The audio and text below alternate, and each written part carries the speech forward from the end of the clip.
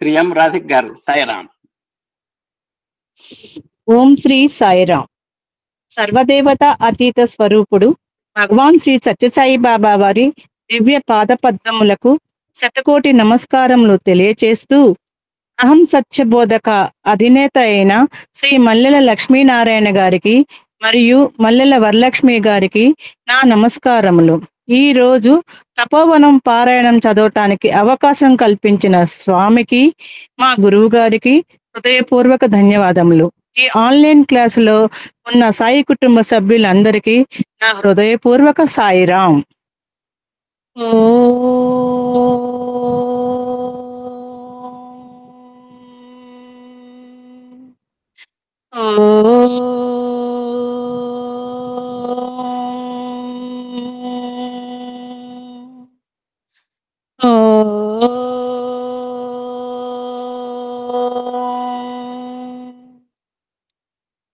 సాయీశ్వరాయ విద్మహే సత్యదేవాయ ధీమహి తన్నః సర్వ ప్రచోదయాత్.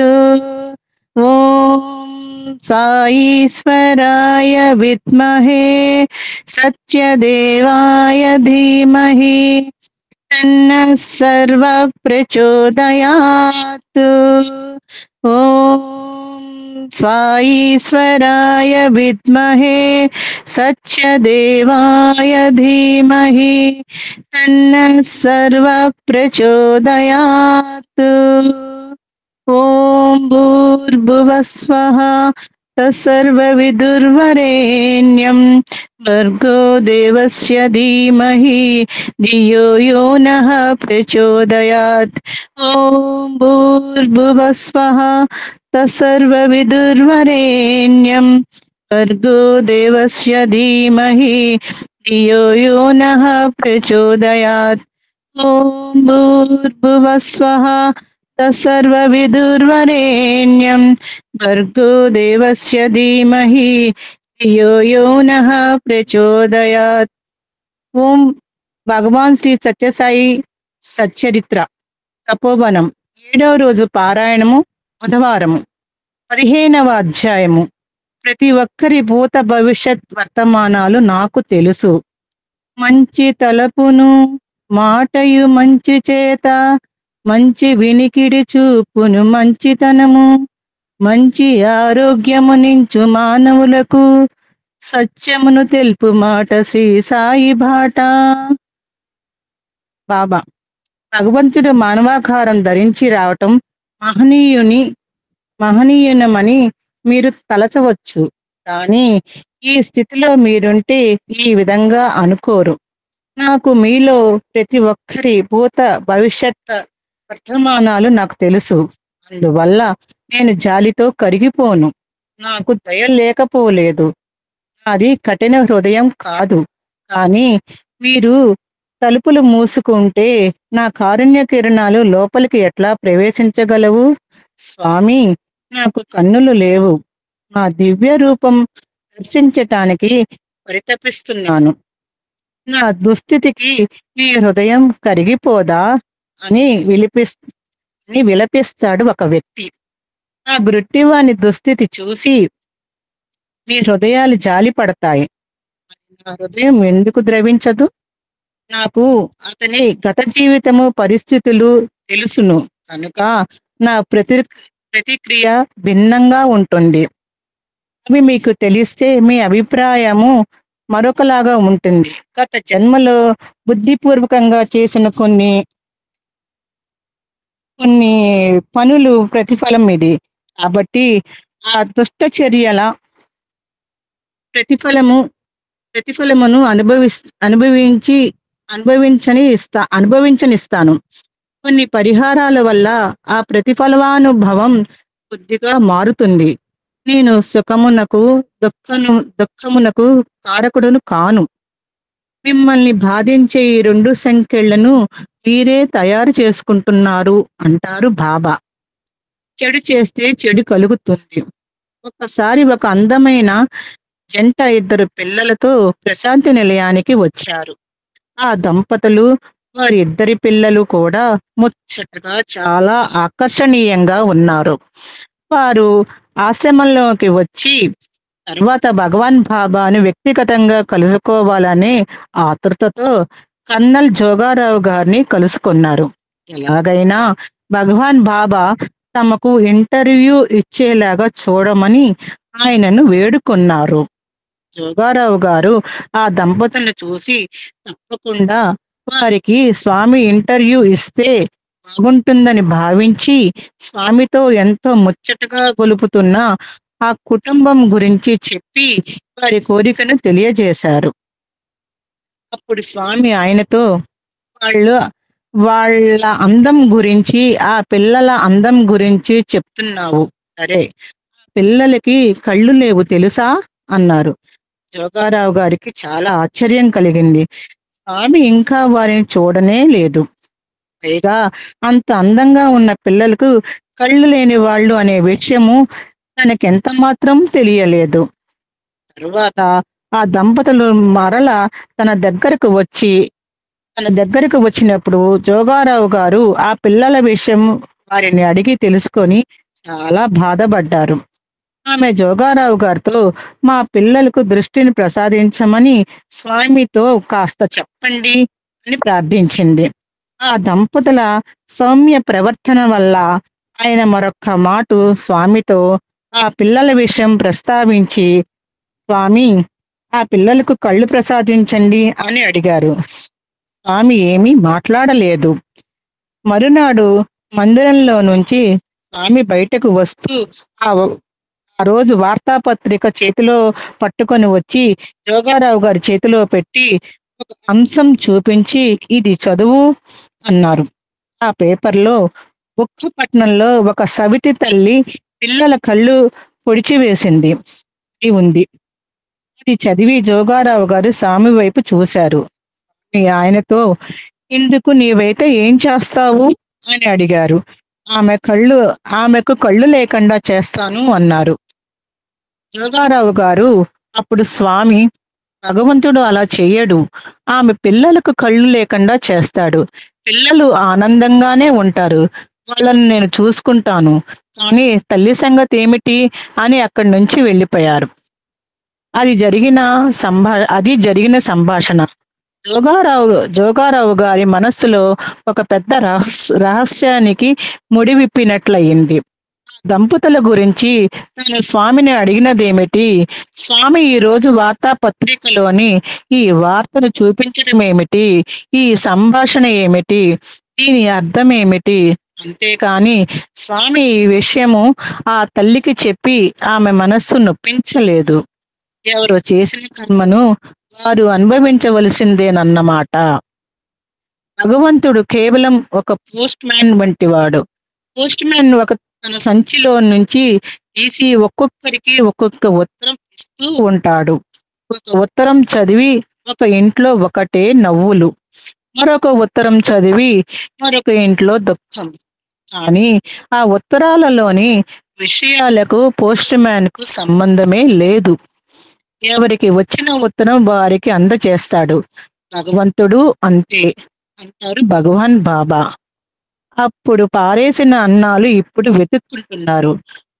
ఒకసారి భగవాన్ బాబా బొంబాయిలోని క్షేత్రకు వెళ్ళినప్పుడు కారుణ్యానంద కూడా స్వామితో వెళ్ళారు. స్వామి మేడ మీద గదిలో ఉన్నారు. కారుణ్యానందకు క్రింద అంతస్తులో స్వామి గదికి క్రిందనున్న గదిలో నివాసం ఏర్పాటయ్యింది. బొంబాయి ప్రముఖులు కొందరు భగవాన్ బాబాను దర్శించటానికి వస్తున్నారు. వారు నడిచే మెట్ల ప్రక్కనే ఉన్నది కారుణ్యానందం గారి గది. కారుణ్యానంద తన ఏకాంతానికి భంగం కాకుండా గది తలుపులు వేసి లోపల బోల్టు పెట్టి కిటికీలో నుంచి బయటికి చూస్తున్నారు. అక్కడ నుంచి చూస్తే ప్రహరీ గోడ దాటి బయటికి దృశ్యం కూడా కనిపిస్తున్నది. ఆ సమయంలో ఆయనకు కనిపించిన దృశ్యము ఆయనకెంతో ఆశ్చర్యం కలిగించింది. ఆ ప్రహరీ గోడ ప్రక్కనే ఎంగిలి విస్తరాకులలోని అన్నానికి కొందరు పిల్లలు కుక్కలతో పోటీ పడుతున్నారు. ఆ దృశ్యం ఆయనకెంతో కలవరపాటు కలిగింది. సాక్షాత్తు అవతార పురుషుడు అవతరించి ఉన్న కాలంలో, అది ప్రస్తుతం ఆ స్వామి ఉన్న భవనం పక్కనే ఇలా మానవులు అన్నం కోసమే కుక్కలతో పోట్లాడుతూ ఉండటం అనిపించింది. పోట్లాడుతూ ఉండటమా అనిపించింది. అదే సమయంలో ఆయన భుజంపై మృదువైన హస్తస్పర్శ సోకింది. వెనక్కి తిరిగి చూస్తే చిరునవ్వుతో సత్యసాయినాథుడు. కారుణ్యానందం ఒక్కసారి ఆశ్చర్యపడి, స్వామి, నేను తలుపు బోల్టు వేశాను. మీరు లోపలికి ఎలా వచ్చారు అని అడిగారు. నేను రావాలంటే ఈ బోల్టు నాకు అడ్డమా? నిన్ను భోజనానికి పిలుచుకొని వెళదామని వచ్చాను అన్నారు బాబా. అప్పుడు కారుణ్యానందం భగవాన్ బాబాతో, స్వామి, ఒక్క చిన్న సందేహం. సాక్షాత్తు అవతార పురుషులైన మీరు ఇక్కడ ఉండగా ఈ గోడ ప్రక్క ఎంగిలి మెతుకుల కోసం పిల్లలు కుక్కలతో పోటీ పడుతున్నారు స్వామి అన్నారు. అప్పుడు స్వామి, వారందరూ పూర్వజన్మలో విలాసవంతమైన జీవితం గడిపిన వారు. పంచభక్ష పరమాన్నాలు ఎదుట పెట్టుకొని కొద్ది కొద్దిగా తిని ఆ మధురాన్నాలను పారవేసిన వారు. అప్పుడు పారవేసిన అన్నాలను ఇప్పుడు వెతుక్కుంటున్నారు అని చెప్పారు. ప్రశాంతి నిలయంలో శ్రీ సత్యసాయి సంస్థల ప్రపంచ మహాసభలు జరిగినప్పుడు వేదికపై స్వామి సమక్షంలో కారుణ్యానంద ఉపన్యాసం ఇస్తూ ఈ విషయం తెలియజేశారు. సదస్యులందరూ విని ఆశ్చర్యపడినారు. ఒక చెట్టు మీద 2 పక్షులు కూర్చుని ఉన్నాయి. అందులో ఒకటి ఆ చెట్టు పండును తింటున్నది. రెండవది ఊరక సాక్షి మాత్రంగా ఉన్నది అని ఉపనిషత్తులో చిన్న సన్నివేశం ఉంది. దాని తత్వం ఏమిటంటే, ఆ చెట్టు దేహము, పండ్లు ప్రాపంచిక సుఖదుఖాలు, ఆ పండ్లను అనుభవించే పక్షి జీవాత్మ, సాక్షిగా చూస్తున్నది పక్షి పరమాత్మ. అవి రెండుగా కనిపిస్తున్నప్పటికీ ప్రస్తుతంగా అవి రెండు ఒకటే. పరమాత్మ యొక్క అభాస రూపమే జీవాత్మ అయినప్పటికీ సుఖదుఖానుభవము జీవాత్మకే కాని పరమాత్మకు ఉండదు. పరమాత్మ కేవలం సాక్షిభూతుడు అని సత్యసాయినాథుడు తెలియచేశారు. బాబా ఆ హేతుక దయాసింధు, కానీ ఆ భగవంతుడు కరుణ చూప తలిస్తే మాత్రం ఆ కరుణకు హద్దులు ఉండవు, దానికి కారణం ఉండదు. ఆ స్వామి ఎవరిపై ఎప్పుడు ఆ కరుణ కురిపిస్తారో ఎవరికీ అర్థం కాదు. 1996 జూలై 4వ తేదీ నాడు స్వామి చెప్పిన ఒక విషయము అందరి హృదయాలను కదిలించి వేసింది. స్వామి తన ఉపన్యాసంలో ఇలా చెప్పారు. ఇప్పుడు మొట్టమొదట మాట్లాడిన పిల్లవాడు హిమాచల్ ప్రదేశ్లోని సిమ్లాకు చెందినవాడు. ఇతని తమ్ముడు కూడా ఇక్కడే ప్రైమరీ స్కూల్లో చదువుతున్నాడు. 10 సంవత్సరముల క్రితం నేను బృందావనంలో ఉన్నప్పుడు హిమాచల్ ప్రదేశ్ నుండి వీరి తల్లిని స్ట్రెచ్చర్లో తీసుకొని వచ్చారు. ఆమె చివరి దశలో ఉన్నది. అప్పుడు వీరు చాలా చిన్న పిల్లలు. నేను వీరిద్దరిని దగ్గర తీసుకొని, వీరు నా పిల్లలు, ఇక వీరి గురించి నీవేమాత్రము చింతించవద్దు అని ఆమెతో చెప్పాను. ఆమె కూడా స్వామికి మాట ఇచ్చింది. సాయి మాత, నా పిల్లలను నీకు అప్పచెప్తున్నాను అని కన్ను మూసింది. బృందావనం నుండి నేను ఈ పిల్లలను తీసుకొని వచ్చి ప్రైమరీ స్కూల్లో చేర్చాను. నాటి నుండి ఈనాటి వరకు వీరు ప్రశాంతి నిలయంలో కంటతడి పెట్టినదే లేదు. తల్లి పోయింది, తండ్రి కూడా ఎక్కువగా రావటం లేదు. స్వామి చూసుకుంటున్నాడని అంతా స్వామికి వదిలిపెట్టాడు. అదే శరణాగతి. ఉదయము సాయంత్రము వారిని చూసి వారి యోగక్షేమాలు విచారిస్తుంటాను.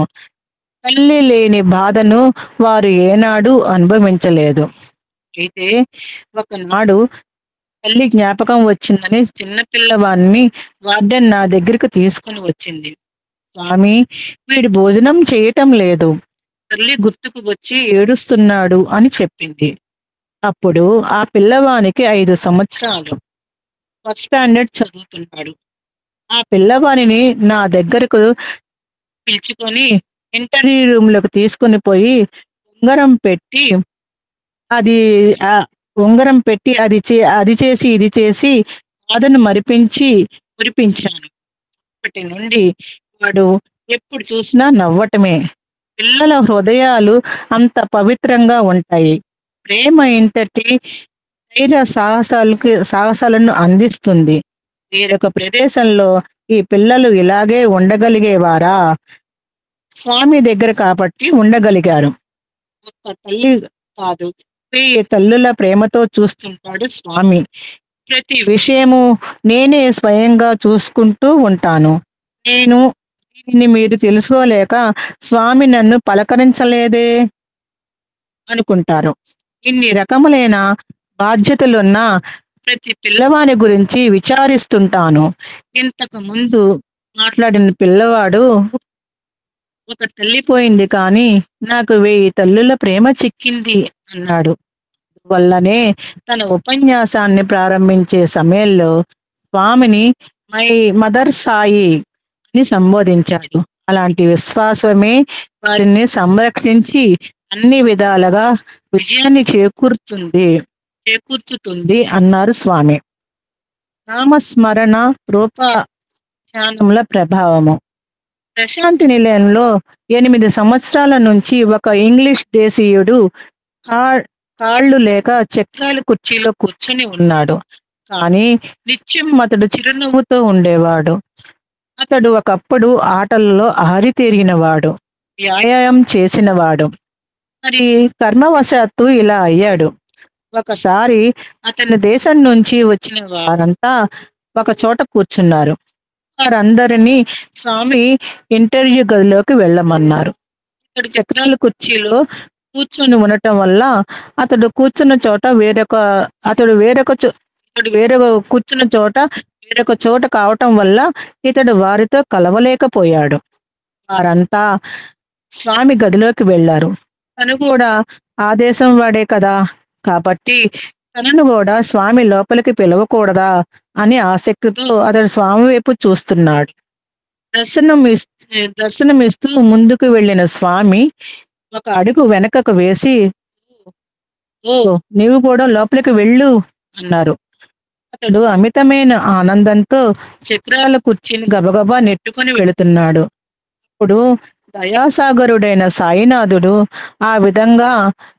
ఆ విధంగా కాదు, లేచి నడిచి వెళ్ళు అని ఆజ్ఞాపించారు.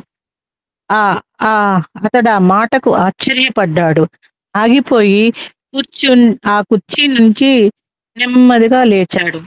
తడబడే అడుగులతో మరికొంచెం నడిచాడు. ఇక ఆనందంతో గంతులు వేసి వెక్కి వెక్కి ఏడుస్తూ స్వామి పాదంపై పడిపోయాడు. అతడు చేసిన 8 సంవత్సరాల తపస్సు ఫలించింది.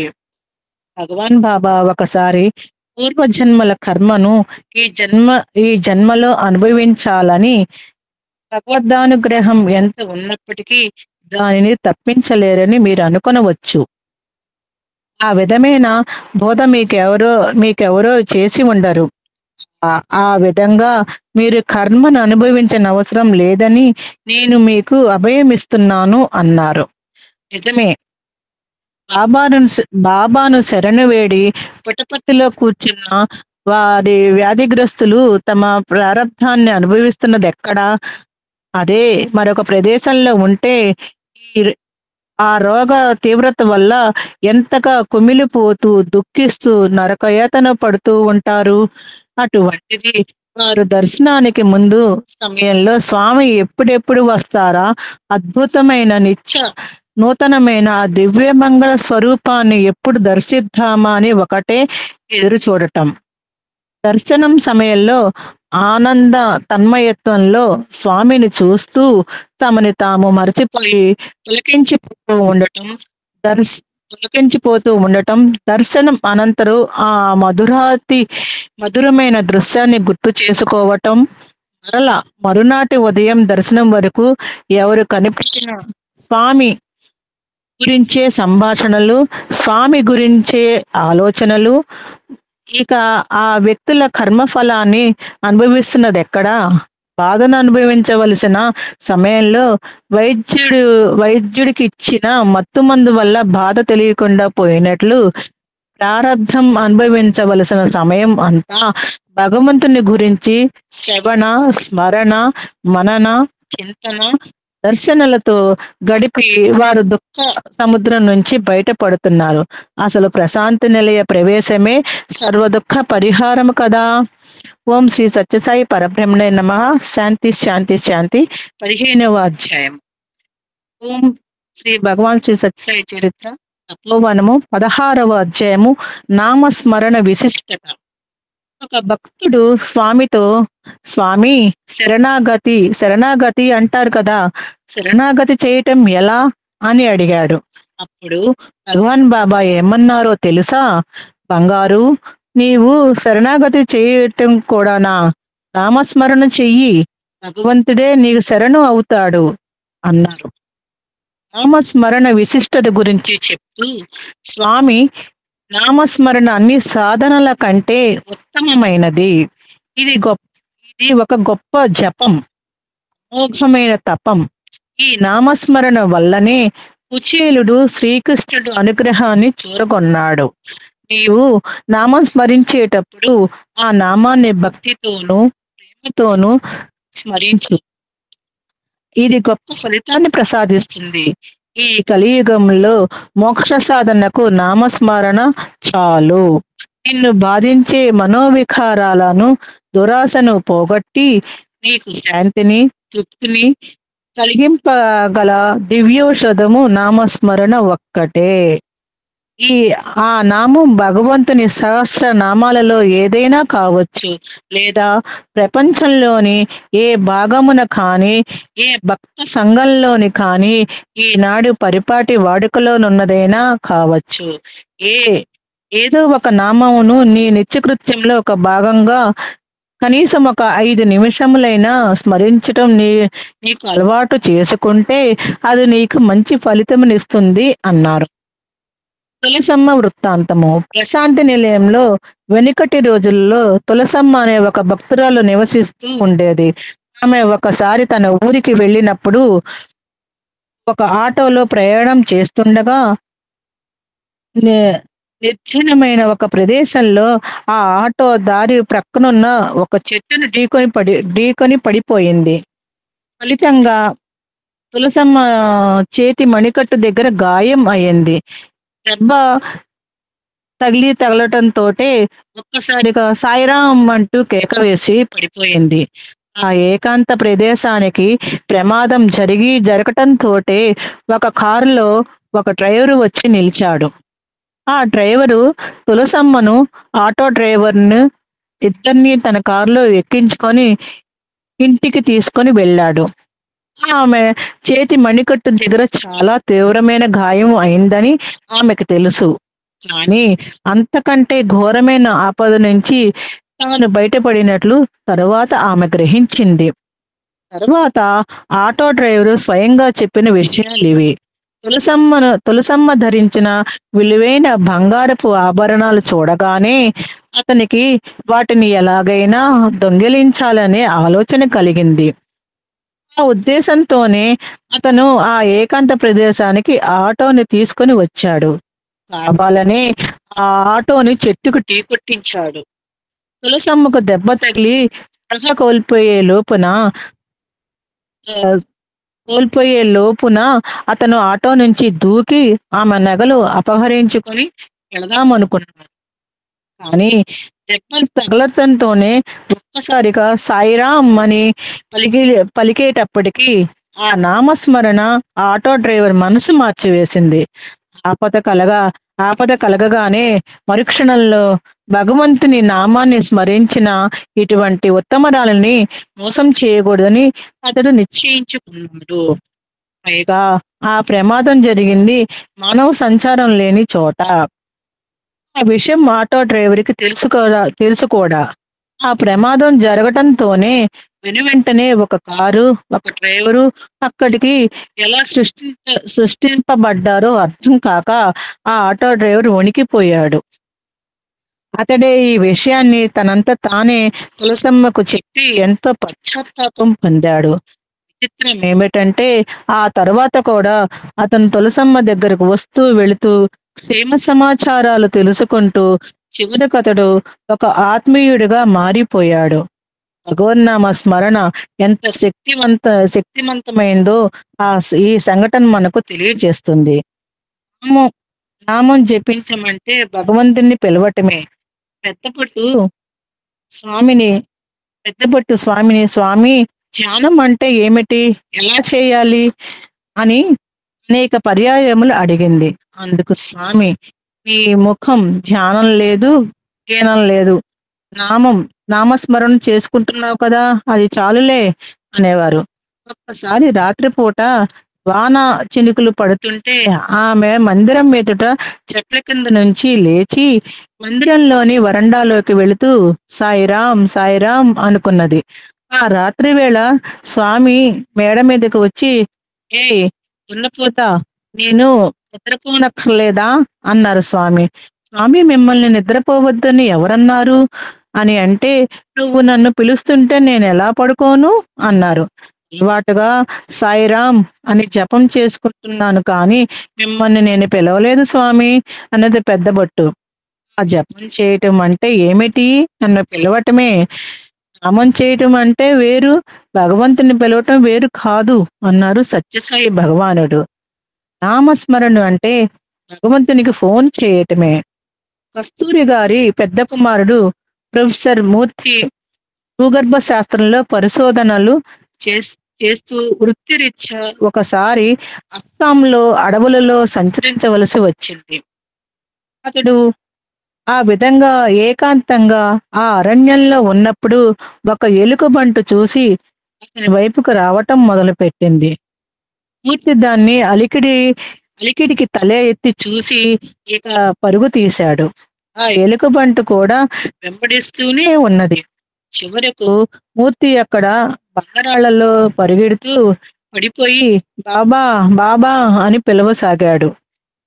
కొన్ని క్షణాలలో అక్కడికి ఒక ట్రక్కు వస్తే పరుగున వెళ్లి ఆ ట్రక్కు ఎక్కి ప్రాణాలు దక్కించుకున్నాడు. తరువాత కొన్ని నెలలకు ప్రశాంతి నిలయం వచ్చినప్పుడు స్వామి అతనితో, నీ ఫోన్ కాల్ నాకు అందింది, నేను ట్రక్ పంపించాను, నీకు అందింది కదా అని అడిగారు. మాయ కుక్క వంటిది. సాయిరామ్ సాయిరామ్ సాయిరామ్. సాయిరామ్. సాయిరామ్ అండి. సాయిరామ్ సాయిరామ్ గురుగారు, స్టార్ట్ చేయనా? చేయండమ్మా. ఓం శ్రీ సాయిరామ్. స్వామి పాద పద్మాలకు శతకోటి ప్రణాములు. అహం సత్యబోధక గురువుగారైన మల్లెల లక్ష్మీనారాయణ గారికి, వరలక్ష్మి గారి దంపతులకు నా శతకోటి ప్రణామాలు. ఇప్పుడు రాధికా గారు నామస్మరణ అంటే భగవంతునికి ఫోను చేయటమే వరకు చదివారు. తర్వాత నేను కంటిన్యూ చేస్తున్నాను. సాయిరా, మాయకు యజమాని భగవంతుడు. మాయ భగవంతుని వాకిట ఉండే భయం గొలుపే కుక్క వంటిది. అది ఇతరులను తన యజమాని దగ్గరకు రానియదు. నీవు ఆ యజమానివి. ఆ భగవంతుడిని చేరదలుచుకుంటే రెండే మార్గాలున్నాయి. ఒకటి, నీవు యజమాని రూపం ధరించు, అప్పుడది నిన్నేమీ చేయదు. దానికే సారూప్యమని పేరు. కానీ ఆ రూపంలో ఏ మాత్రము పొరపాటు కనిపించినప్పటికీ ఆ కుక్క నిన్ను వదిలిపెట్టదు. రెండవ మార్గము, నీవు యజమానిని పెద్దగా పిలువుము. ఆ పిలుపు విని ఆయన వచ్చి నిన్ను ఆదరంతో ఇంట్లోకి వెంట పెట్టుకొని తీసుకొని వెళతాడు. దానికే సామీప్యమని పేరు. మాయ భగవంతుని పెంపుడు కుక్క కాబట్టి అది ఆయన చెప్పినట్లుగా వింటుంది. ఇతని జోలికి వెళ్ళకు అని ఆయన చెప్తే ఇక దానివల్ల మనకు భయం లేదు. భగవాన్ బాబా తాను భక్తినికి వశమయ్యే విధానాన్ని తనంత తానుగా ఎంత సరళంగా తెలియజేశారు. హృదయపూర్వకంగా ఆర్తితో పిలిచే ఈ రెండవ పద్ధతి ఎంత సులభమైన విధానం. అదే నామస్మరణం. దానివల్ల భగవంతుడు ప్రేమతో కదిలి వస్తాడు అనటం సాయి భక్త కోటికంతటికి అనుభవంలో ఉన్న విషయమే కదా. నిరంతరం నామస్మరణ వల్ల ఆ నామి యొక్క రూపం కూడా పొందవచ్చునని భగవాన్ బాబా ప్రబోధము. నిరంతరము రామనామస్మరణ వల్ల భరతుడు రాముని వలె కనిపించేవాడని, కృష్ణనామస్మరణం వల్ల ఉద్ధవుడు కృష్ణుని వలనే అనిపించేవాడని, క్రీస్తు నామస్మరణ వల్ల మోజస్ క్రీస్తు వలనే తలపించేవాడని భగవాన్ బాబా అంటారు. అంటే నామస్మరణ చేయడం వల్ల వీళ్ళందరూ కూడా భరతుడు, తర్వాత ఉద్ధవుడు, మోజస్ ఆ నామస్మరణం చేయటం వల్ల వాళ్ళ రూపాల్లాగా కనిపించారని చెప్పి మనకి స్వామి చెప్తున్నారనమాట. భగవంతుణ్ణి ఆర్తితో పిలువు. నీవు భగవన్నామము స్మరించేటప్పుడు ఆ స్మరణలో భగవంతుని పట్ల ప్రేమను, ఆర్తిని నింపు. భగవంతుడు ఎప్పుడు భక్తుని ప్రార్థన వెనక ఉండే ఆవేదనే ముఖ్యంగా గమనిస్తాడు అంటూ సత్యసాయినాథుడు ఒక చక్కని ఉదాహరణ చెప్పారు. భగవంతుడిని ఎలా ఆర్తితో పిలిస్తే మనము భగవంతుడు ఎలా వస్తాడనేది ఒక బాబా గారు ఒక ఉదాహరణ చెప్తున్నారు. అది శంకరాచార్యులు గారి చిన్నతనంలోదనమాట. శంకరాచార్యులు పసివారుగా ఉన్నప్పుడు ఒకనాడు ఆయన తండ్రి గ్రామాంతరం వెళుతూ దేవికి పూజ చేయవలసినదని చెప్పి వెళ్ళాడు. ఆయన నిత్యం రాజరాజేశ్వరి దేవి పూజ చేసేవాడు. ఆ దేవి వారికి ఇలవేల్పు. శంకరులు దేవిని అర్చించి పాలను నివేదన చేసి కూర్చున్నాడు. తన తండ్రి నివేదించే పాలను దేవి త్రాగుతుంటుందని, అలాగే ఆనాడు కూడా ఆ దేవి తాను నివేదించిన పాలను త్రాగుతుందని ఆయన భావించారు. కానీ ఆ విధంగా జరగలేదు. కొంచెం సేపు చూసి, ఏమి తల్లి, పాలు స్వీకరింపవా, నన్ను అనుగ్రహింపవా అని కన్నీరు కారుస్తూ దీనంగా వేడుకున్నాడు. ఆ వేదన అనమాట, ఆర్తితో పిలుస్తున్నాడు అనమాట. ఆ పసి హృదయంలోని వేదనకు ఆ తల్లి మనసు ద్రవించింది. ఆమె వెంటనే ఆ గిన్నెలోని పాలు పూర్తిగా తాగేసింది. దేవికి నివేదించగా మిగిలిన పాలను తన తండ్రి ఇంటిలోని వారికందరికీ తీర్థంగా ఇవ్వటం శంకరులు ప్రతిరోజు చూస్తూనే ఉన్నారు. అలా ఇవ్వటానికి ఆనాడు పాలు మిగలలేదు. వారికి ఇవ్వవలసిన పాలు వారికి ఇవ్వకుండగా అన్నీ తానే తాగినట్లు భావించి తమ వారు తనను నిందిస్తారేమోనని భయం ఏర్పడింది శంకరుల వారికి. ఏమి చేయటానికి తోచక శంకరులు కుమిలి కుమిలి ఏడవసాగారు. శంకరుల సంకట స్థితికి దేవి మనసున మరలా కరుణ పొంగి పొరిలి గిన్నెను పాలతో నింపింది. కాని ఆమె ఆ పాలను అరచేతి నుండి తీసి పొయ్యలేదు. మాతృప్రేమతో స్తనం నుంచి గిన్నెలో పిండింది. శంకరుల వేదనతో కూడిన ప్రార్థన ఫలించింది. సరిగా ఇటువంటి సంఘటనయే ఇటీవల ఒకటి జరిగింది. అలాంటిదే ఇంకొకటి అన్నమాట. ఒక వ్యక్తి ఇప్పుడు మీ మధ్యనే ఉన్నాడు. ఒకనాడు స్వామి అని పెద్దగా కేక వేశాడు. ఆ కేకలోని వేదన, విశ్వాసము, నిరీక్షణ నాకు స్ఫురించాయి. అసలు విషయం ఏమంటే, అతని భార్య చీరకు నిప్పు అంటుకున్నది. మంటలు రేగాయి. ఆ మహాపదలో మతి వికలమైనందువల్ల ఆమె నన్ను పిలవలేకపోయింది. నిస్సహాయ స్థితిలో అతడు నన్ను పిలిచాడు. వారున్న చోటు ఇక్కడికి 200 మైళ్ళు. ఆ పిలుపు వినబడటమే తడవుగా నేను అచ్చటికేగి ఆమెకు ఎక్కువ ప్రమాదం కలుగక ముందే మంటలార్పి వచ్చాను. ఆ పిలుపులోని వేదనయే నన్నిక్కడికి ఆకర్షించింది అన్నారు భగవాన్ బాబా. నీకోసమే నేను ఎదురు చూస్తూనే ఉంటాను స్వామి చెప్తున్నారన్నమాట. ఒక భక్తుడు దర్శన సమయంలో ఎంతో ఆర్తితో ఉన్నాడు.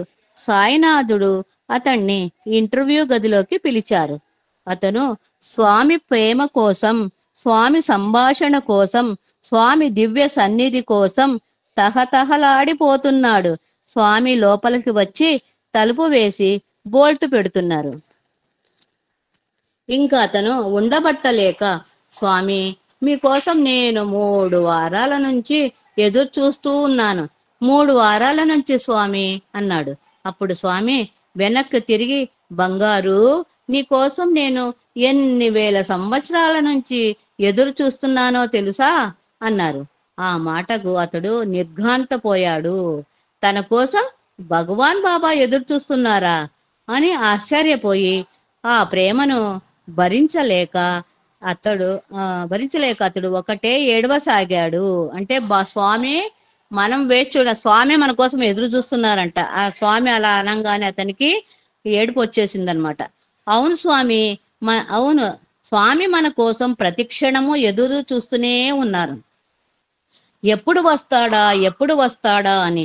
నీవెప్పుడు వచ్చినా సరే నేను మాత్రం నీ కోసం ఎదురు చూస్తూనే ఉంటాను బంగారు అంటారు స్వామి. స్వామి నేను ఇప్పుడు రాలేను, కొన్ని బంధాలలో చిక్కుకొని పోయాను, కొన్నింటికి బానిసనైపోయాను, ఇప్పుడు నేను రాలేను స్వామి అంటాడు మానవుడు. పర్వాలేదు బంగారు, నీవెప్పుడు వచ్చినా సరే, ఎంత ఆలస్యమైనా సరే నేను మాత్రం నీ కోసం ఎదురు చూస్తూనే ఉంటాను అంటాడు భగవంతుడు. ఆ రావటం ఒక్కొక్కసారి కొన్ని జన్మలు కూడా పట్టవచ్చు. స్వామి ఇంటర్వ్యూ అంటుంటే స్వామి వెయిట్ అంటారు. అంటే ఆగు అని కాదు అర్థం, నీవు చాలా బరువుగా ఉన్నావు అని అర్థం. అలా ఆర్తితో కొన్నేళ్ళు తప్పించిన తర్వాత స్వామి ఇంటర్వ్యూకు పిలుస్తున్నారు. అంటే వెయిట్ తగ్గిన తర్వాత ఆర్తి వల్ల, తపన వల్ల, ఆ నామస్మరణ వల్ల, ఆ స్వామి చింతన వల్ల రాగద్వేషాలతో కూడిన భారం తగ్గిన తర్వాత స్వామి దగ్గరకు పిలుస్తున్నారు. ఒకసారి స్వామి ఈ విషయమే మరొక విధంగా అన్నారు. మీరు నాకు సన్నిహితులు, ప్రేమ పాత్రులు అయ్యే కొద్దీ మీరు దహింపబడే అవకాశం అధికంగా ఉంటుంది అని. దహింపబడేవి మనలోని దోషాలే. దహించడం అంటే పరిశుద్ధపరచడం అన్నమాట. దాని వెంట బాబా ప్రేమ రక్షగా ఉంటుంది. కాబట్టి సాధకుడు అందుకు సహించి ఉండగలుగుతున్నాడు.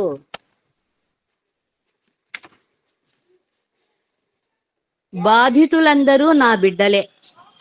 కస్తూరి గారు కర్ణాటకలోని దావణగేరెలో కళాశాల ప్రిన్సిపల్ గా ఉద్యోగం చేస్తున్నప్పుడు ఆయన దగ్గరకు అనంతప్ప అనే బంట్రోతు ఉండేవాడు. అతనికి స్వామి అంటే వల్ల మాలిన భక్తి. కస్తూరి గారింట్లో జరిగే భజనకి కావలసిన పువ్వులు, పండ్లు, అగరవత్తులు, కర్పూరం వంటివి మంచివి వెదికి అతడే బజారు నుంచి తెచ్చేవాడు. కస్తూరి గారింట్లో స్వామి ఫోటో దగ్గర నిలబడి తన చేతిలో పువ్వు పడేలా చేయమని స్వామిని ఒకటే బ్రతిమాలాడేవాడు. స్వామితో ఏకాంతంగా సంభాషించేవాడు. స్వామి ఫోటో నుంచి తీసివేసిన పాత పూలదండను అతని చేతికిచ్చినప్పుడు దానిని అతడు దివ్య ప్రసాదంగా భావించేవాడు. కొంతమంది స్వామితో డైరెక్ట్ గా మాట్లాడి చాలా ఇన్సిడెంట్స్ జరిగాయి. అలాగే ఇతను కూడాను అనంతప్ప ఫోటో ముందర నిలబడుకొని అతను సంభాషించేవాడు అనమాట. స్వామి ఒకసారి తన పెద్ద సైజు ఫోటో ఒకటి కస్తూరి గారికి ఇచ్చి, ఈ పటాన్ని దావణగెరే తీసుకెళ్లి అనంతప్ప మందిరంలో ఉంచు అన్నారు. అతని పూరి గుడిసె స్వామి మాటతో మందిరం అయ్యింది. స్వామి తలుచుకుంటే ఒక మిరాకిల్ చెప్పొచ్చు గురుగారు.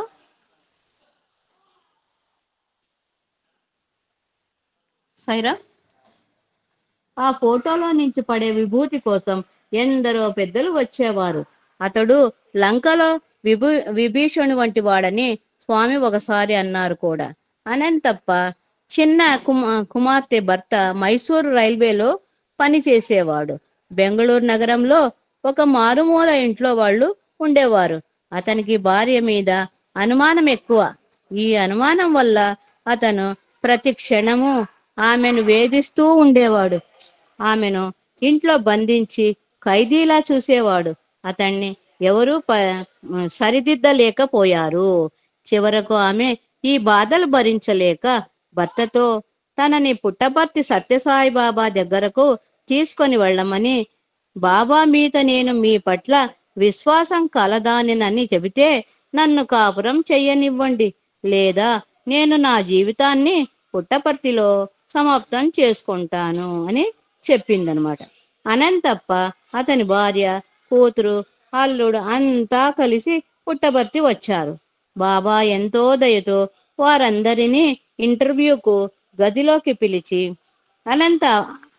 అనంతప్ప అల్లుడితో, నీ భార్య చాలా ఉత్తమురాలు, సీతవలే పవిత్రమైనది, శివునికి పార్వతీదేవి లాంటిది అని వివిధ విధాలుగా చెప్పారు. కానీ అతనికి ఆ మాటలు రుచించక ఇష్టం వచ్చినట్లు పెద్దగా అరవడం ప్రారంభించాడు. బాబా అతనిని బయటకు నెట్టివేసి తలుపులు వేసి అనంతప్పతో ఏమీ బాధపడవద్దని, అతడు తప్పక మారతాడని, వారిద్దరూ ఆనందంగా ఉంటారని ధైర్యం చెప్పారు.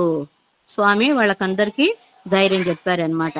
అనంతప్ప కుటుంబం అంతా తిరుగు ప్రయాణంలో పెనుగొండకు చేరేటప్పటికి బాగా ప్రొద్దుపోయింది. వారు గుంతకల్ నుంచి వచ్చే అర్ధరాత్రి రైలు కోసం స్టేషన్లోనే కూర్చున్నారు. అనంతప్ప అల్లుడు బాబాల మీద, సాధువుల మీద అవాకులు చవాకులు మాట్లాడసాగాడు. అతనిలో ఏమాత్రం పరివర్తన రాలేదే అని అనంతప్ప కృంగిపోతున్నాడు. అర్ధరాత్రి సమయంలో వాళ్ళు ఎక్కవలసిన రైలు వచ్చింది. 3వ తరగతి పెట్టెలో భార్యని, అత్తగారిని, అనంతప్పని ఎక్కించి తాను మాత్రం మొదటి తరగతి పెట్టెలో ఎక్కాడు.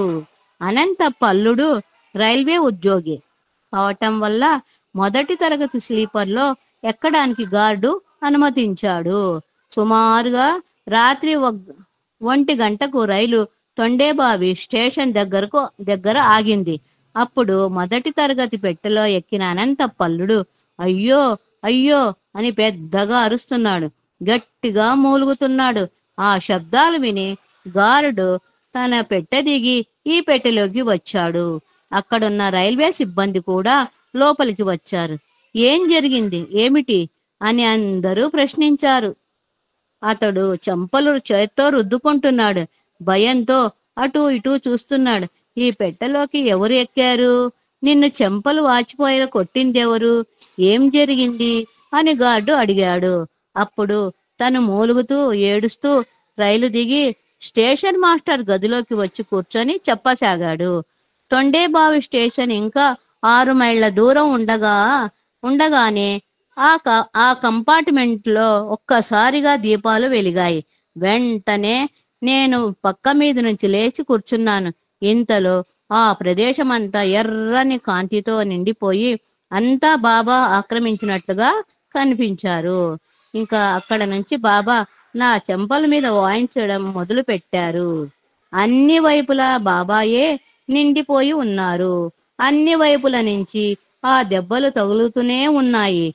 ఆ అమ్మాయి అమాయకురాలని నేను చెప్తే నీవు నమ్మవా?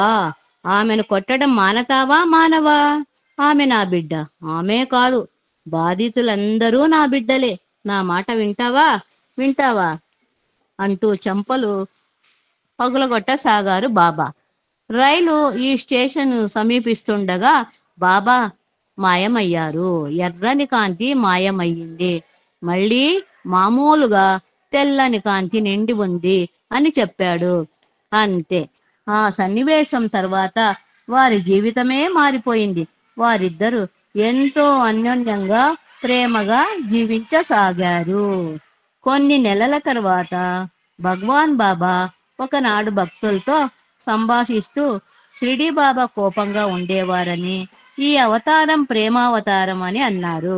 అప్పుడు కస్తూరి గారు మెల్లగా, స్వామి మీరు ఈ అవతారంలో ఎవరిని కొట్టలేదా అని అడిగాడు. నేనిప్పుడు ప్రేమమూర్తిని అన్నారు బాబా. మీరు ఈ అవతారంలో ఎవరిని కొట్టలేదా స్వామి అని మరలా అడిగారు కస్తూరి గారు. స్వామి, నువ్వనేది అనంత పల్లుడి గురించానా? అదంతా అతనిపై ప్రేమతో చేసిందే అన్నారు. పాపం ఆ వెర్రి పిల్లపై ప్రేమ జల్లు కురిసింది అని కస్తూరి గారంటే ఆ అల్లుడి మీద కూడా అన్నారు కరుణాంతరంగుడైన బాబా. నెక్స్ట్, మేక మేధస్సు, మేక మనస్సు. ఒక రాజు గ్రామస్తులందరినీ పిలిచి తలా ఒక మేకనిచ్చి బాగా పెంచండి అని చెప్పాడట. అయితే వాటిని తన దగ్గరకు తీసుకొని వచ్చినప్పుడు అవి ఆకులు తినకుండా ఉండాలి అని ఒక షరతు విధించాడు. ఆ విధంగా మేకలను పెంచిన వారికి 10,000 రూపాయలు బహుమానం ఇస్తానని కూడా ప్రకటించాడు. మేకను బాగా మేపితే ఇంకా ఆకులు ఎట్లా తింటుంది అనుకొని బాగా మేపారు అందరూ. ఒక అమ్మాయి మాత్రం తన మేక ముందర ఆకులు పెట్టి అది మేయబోయేసరికి దాని మూతిపైన కొట్టేదనమాట. ఆ మేక ఆకులున్న వాటి వైపు చూడటమే మానివేసింది. ఒకరోజు రాజుగారు అందరినీ మేకలు తీసుకొని రమ్మని హెచ్చరించారు. కొందరి మేకలు ఆకులను చూడగానే తింటున్నాయి. ఒక మేక మాత్రం అటువైపు చూడకుండా తన యజమాని చేతిలో ఉన్న కర్రను మాత్రమే చూస్తున్నది.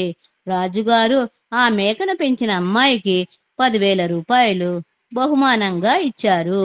బాబా ఈ వృత్తాంతాన్ని చెప్పి మనస్సును అరికట్టుకొనటానికి కూడా ఇదే విధంగా అభ్యాసం చెయ్యాలి. మన మనసు కూడా అలాగా పెట్టుకోవాలని స్వామి చెప్తున్నారు. అర్జునుడంతటి వాడు చంచలం హి మనః కృష్ణ ప్రమాది బలవృద్ధుడం. బలవత్తరమైన మనస్సు ఏ విధంగా అరికట్టుకోవాలని ప్రార్థించాడు. దీనికి సాధనయే సరి అయిన మార్గం అన్నారు. ఓం శ్రీ సత్యసాయి పరబ్రహ్మణే నమః. శాంతి శాంతి శాంతి. ఇది 16వ అధ్యాయం. ఓం భగవాన్ శ్రీ సత్యసాయి సచ్చరిత్ర తపోవనం 17వ అధ్యాయం. మానవ సేవయే మాధవ సేవ, సాయపడేవాడే సాయికి ఇష్టడు. స్వామి 60వ జన్మదినోత్సవాలు చేయాలని ఉవ్విళ్ళూరుతున్న అసంఖ్యాక భక్తులను ఉద్దేశించి స్వామి ఈ విధంగా ప్రబోధించారు. ఆకలితో అల్లాడేవానికి ఆధ్యాత్మికాన్ని చెవిలో పోస్తే అది అతన్ని చేరదు. మొట్టమొదట అతని ఆకలి తీర్చే అన్నమే అతనికి పరమాత్ముడు. అన్నస్వరూపుడైన పరమాత్ముణ్ణి అతనికి అందించండి. బాధలో ఉన్నవానికి శాంతి అనే పరమాత్ముణ్ణి అందించండి. అనారోగ్యంతో పరితపించేవానికి మందు అనే పరమాత్ముణ్ణి అందించండి. ఈ విధంగా ఎవరు ఏ బాధను అనుభవిస్తుంటారో ఆ బాధ నివారణ రూపంలో పరమాత్ముణ్ణి అతనికి అందించినప్పుడే అతనికి ఆధ్యాత్మికత కొంతవరకు హృదయంలో చేరవచ్చు. కానీ దానికి భిన్నంగా ప్రవర్తిస్తే ఆధ్యాత్మికతకు బదులు నాస్తికత్వమే బయలుదేరుతుంది. అంటే ఫస్ట్ అతనికి ఏం అవసరం అది అందించండి అని చెప్తున్నారు స్వామి. మరి అలా చేయకుండా ఉంటే అతడు నాస్తికుడు అయిపోతాడు అని చెప్తున్నారు అన్నమాట. నా 60వ పుట్టినరోజు పండుగ జరిపే ముందు 6,000 కుగ్రామాలనైనా మీరు దత్తత తీసుకొని వానిని ఆదర్శప్రాయులుగా తయారు చేయండి. జప తప యజ్ఞ యాగాదుల వల్ల కలిగే ఫలితమంతా ఒక్క దైవ ప్రేమ వల్లనే కలుగుతుంది. ఆ దైవ ప్రేమ సాధించడానికి సేవను మించింది లేదు. స్వామి ఎక్కువ చెప్తుంటారు కదా సేవ సేవ అని. ఆ సేవకు మించినది ఇంకేది లేదు అంటున్నారు. నా ప్రేమతత్వాన్ని మీరు అర్థం చేసుకోవాలి. సాయి ఏమి చేసినా, ఏమి తలిచినా, ఏమి చెప్పినా, ఏమి చూసినా మీ నిమిత్తమే గాని సాయి నిమిత్తం కాదు. మీ ఆనందమే నా ఆనందము. నాకు ప్రత్యేకమైన ఆనందం లేదు. నాకు ఆశలే లేవు. మీరు అనుకోవచ్చును, స్వామి ఇది చేస్తున్నాడు అది చేస్తున్నాడు అని. ఏది నా కోసం కాదు, మీకోసమే.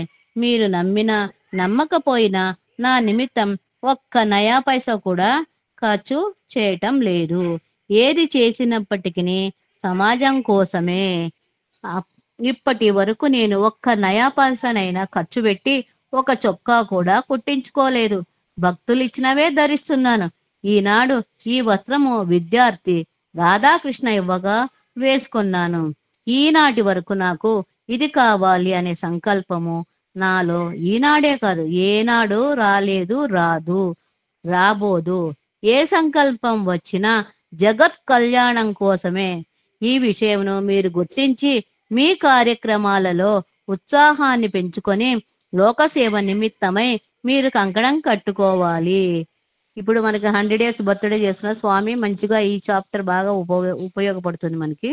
ముఖ్యంగా మీరు స్వామి కార్యక్రమాలను పట్టణంలో కాకుండా పల్లెలలో చేయండి. మీ కార్యక్రమాలలో ఖర్చును తగ్గించుకొని పల్లెవారికి అనుకూలములు అందించడానికి ఖర్చు పెట్టండి. ప్రతి పల్లెకు కూడా ఈ విధమైన అనుకూలం చేసినప్పుడు అందరికీ భారతీయ తత్వాన్ని, భారతీయ సంస్కృతిని అందించడానికి అవకాశం ఏర్పడుతుంది. మన గురువు గారు ప్రతి నెల కూడా అందరికి బీద పిల్లలకి బుక్స్ ఇవ్వడము, వాళ్ళకు స్కాలర్షిప్ ఇవ్వడము చాలా చేస్తున్నారు. బీద వాళ్ళనే స్వామి చెప్తున్నారు, వాళ్ళనే మనము కొన్ని ఊర్లు దత్తత తీసుకొని మీరు చెయ్యండి అని చెప్తున్నారు అనమాట. దివ్యాత్మ స్వరూపులారా, మీ కంటికి కనిపించకపోవచ్చును కానీ నాకన్నీ దృశ్యములుగా కనిపిస్తున్నాయి. స్వామి తత్వమును ఈనాడు గుర్తించుకోలేని వ్యక్తులు మున్ముందు కన్నీళ్లతో స్వామి తత్వమును అనుభవించవలసి వస్తుంది. స్వామి తత్వము అతి శీఘ్రంలోనే వ్యాప్తి అవుతుంది. ఇంతవరకు స్వామి దానిని గట్టిగా అరికట్టుకుని ఉన్నాడు. కానీ ఒక్క తూరి ఇది విజృంభించినప్పుడు జగత్తంతా ప్రశాంతి నిలయంగా రూపొందుతుంది. కనుక మీరు స్వామి తత్వాన్ని చక్కగా గుర్తించి స్వామి ఆశయాలను ఆచరణలో పెట్టడానికి ముందుకు రండి. ఇటువంటి అవకాశములు మున్ముందు మీకు ఇంకా లభించవు. ఇంత సమీపంగా ఉండడానికి మీకు వీలు కాదు. కోట్లాది ప్రజలు ఇక్కడకు వచ్చి వ్రాలుతారు. ఆ రోజులు త్వరలోనే వస్తున్నాయి. కనుక ఈనాటి నుండి స్వామి కరుణకు, స్వామి ప్రేమకు పాత్రులై సరి అయిన సేవా కార్యాలలో జీవితాన్ని సార్థకం చేసుకోనండి. బాబా దివ్య వాక్కులు లక్షలాది భక్తజనుల హృదయాలను క్షాళనం చేస్తున్నాయి. ఫలితంగా ఎందరో ఆధ్యాత్మిక సామ్రాజ్యంలోనికి ప్రవేశించి తమ జీవితాలను సార్థకం చేసుకుంటున్నారు. నెక్స్ట్, నీవు ఒక్క అడుగు వేస్తే నీ కోసం 100 అడుగులు వేస్తాను. బోస్నియా ప్రాంతంపై రష్యన్ ప్రభుత్వము మిలిటరీ జవానులు దాడి చేసిన కారణంగా ఆ దేశంలో ఎందరో పౌరులు శరణార్థులుగా వలస వెళ్లారు. వారందరూ యుద్ధ వాతావరణం ఉపశమించే వరకు ప్రత్యేకమైన శిబిరాలలో తలదాచుకున్నారు. ఆ సమయంలో బోస్నియాలోని బాబా భక్తురాలు ఒక ఆమె ఆ శరణార్థులకు ఏదైనా సేవ చేయటం తన ధర్మమని భావించింది. ఒకనాడు ఒక వేన్లో రొట్టెలు, బిస్కెట్ ప్యాకెట్లు బుట్టల నిండా తీసుకొని చాలా దూరం ప్రయాణం చేసి వెళ్ళి వారందరికీ వాటిని పంచిపెట్టింది. ఆ తర్వాత ఒక్కొక్కరికి ఒక్కొక్క విభూతి పొట్లంతో పాటు స్వామి ఫోటో కూడా అందించింది. వారంతా ఆ రొట్టెలు, బిస్కెట్లు తింటూ ఆ ఫోటోలను చూస్తూ వారి భాషలో ఏదో కొనసాగారు. ఆ మాండలిక భాష ఆమెకు తెలియకపోవడం వల్ల వారేమనుకుంటున్నది ఆమెకు అర్థం కాలేదు. ముఖ్యంగా స్వామి ఫోటో చూసి వారు ఏమని సంభాషిస్తున్నారో ఆమెకు తెలుసుకోవాలా అనిపించింది. అందుకని ఆమె తన వేను డ్రైవర్ని పిలిచి వారి సంభాషణలను తెలుసుకొని రమ్మన్నది. ఆ డ్రైవర్ వారి దగ్గరకు వచ్చి ఆ ఫోటోలో ఉన్న ఆయన రోజు ఇక్కడికి వచ్చి మాకి రొట్టెలు, బిస్కెట్లు ఇచ్చి వెళుతుంటారు. ఈ వేళ ఆయన ఈమెకిచ్చి పంపారన్నమాట అని వారు అనుకున్నట్లుగా చెప్పాడు.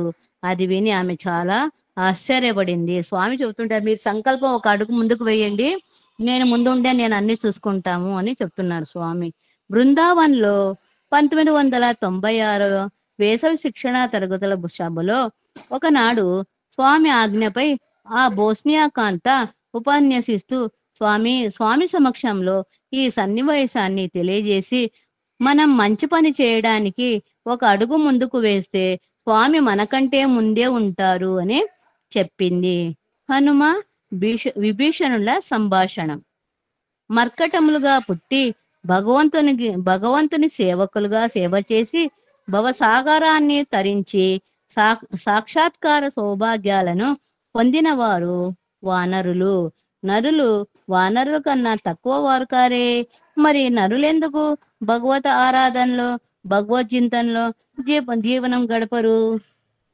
కేవలం భగవన్నామాన్ని స్మరించిన మాత్రాన చాలదు, భగవత్ కర్మలలో ప్రవేశించాలి. హనుమంతుడు విభీషణునికి స్నేహమే ఏర్పడింది.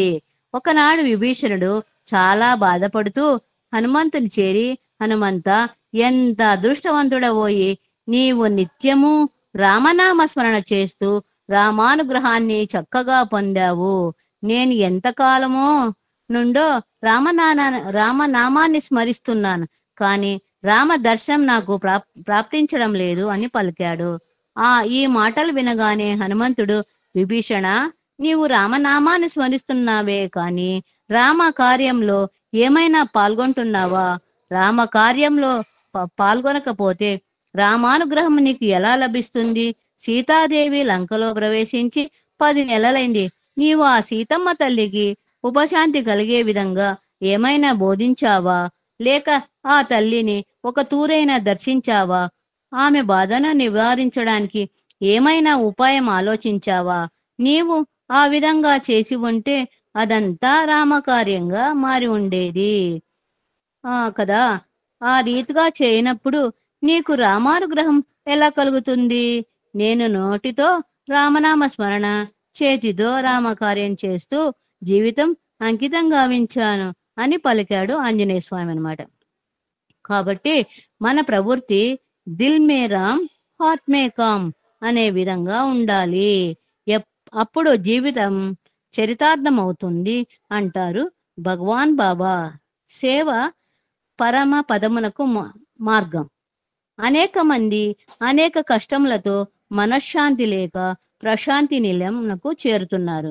శారీరక వ్యాధులే కాక మానసిక వ్యాధులు కూడా ఉన్నవారు ఉంటారు. అన్నిటికీ వైద్యం చేయటమే నా పని. డాక్టరు ప్రధాన చికిత్స చేసిన పిదప మిగిలిన సేవలు నర్సులు, కాంపౌండర్లు, అటెండర్లు చూచుకుంటారు కదా. అలాంటి అవకాశంలోనే నేను వాలంటీర్లకు కలుగజేస్తున్నాను. సాయిరా, ఈ అవకాశం కల్పించిన స్వామికి, మన గురువు గారికి ధన్యవాదాలు. సాయిరామ్. మన గురువు గారు కూడా ఎన్నో సేవా కార్యక్రమాలు చేస్తున్నారు. ఆయన 4 ఏళ్ల నుంచి ఈ సేవ చేస్తున్నారంటే మనం ఎంతో అదృష్టవంతులము. ఎన్ని కార్యక్రమాలు చేస్తున్నారు కదా. స్వామి చెప్తున్న సేవ చేయండి చేయండి. మన గురువు గారు చాలా ఎక్కువగా చేస్తున్నారు. ఎన్ని కార్యక్రమాలు ఉన్నాయంటే చెప్పలేము. ఒక్క నెలకు లిస్ట్ కూడా 30 days కూడా సరిపోవడం లేదు మనకి. సాయిరామ్. సాయిరామ్ గురుగారు. సాయిరామ్. ఓం శ్రీ సాయిరామ్. సేవ పరమపదమునకు మార్గం. అనేక మంది అనేక కష్టములతో మనశ్శాంతి లేక ప్రశాంతి నిలయమునకు చేరుతున్నారు. శారీరక వ్యాధులే కాక మానసిక వ్యాధులు కూడా ఉన్నవారు ఉంటారు. అన్నిటికీ వైద్యం చేయటే నా పని. డాక్టర్ ప్రధానమైన చికిత్స చేసిన పిదప మిగిలిన సేవను నర్సులు, కంపౌండర్లు, అటెండర్లు చూసుకుంటారు కదా. అలాంటి అవకాశములనే నేను వాలంటీర్లకు కలగజేస్తున్నాను. నా కర్మన నా ప్రజయ ధనేన త్యాగే నైకే అమృతత్వ మానసు.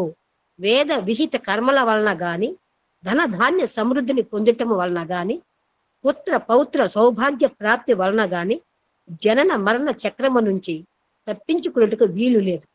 త్యాగమొకటే అమృతత్వం నందించగలదు అని వేదము చెబుతున్నది. త్యాగ బుద్ధితో తన సుఖమును కోరిక సేవ చేస్తే అదే పరమ పదమును పొందటానికి ఏకైక మార్గము. అన్ని విధములైన సాధనల కన్నా సేవయే ముఖ్యం.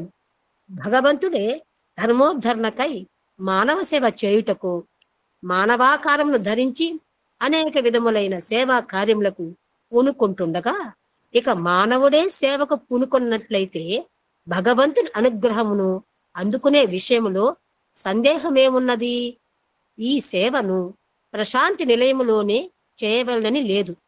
మీ గ్రామములో గాని, మీరు యాత్రకు పోయే ఇంకే క్షేత్రములో గాని, ఎచ్చటనైనా ఏ సమయమందైనా మీరు బాధపడే వారికి సేవ చేయండి.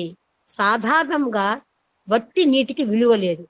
అయితే అదే నీటిని పాలలో కలిపితే ఆ నీటికి కూడా విలువ కలుగుతుంది.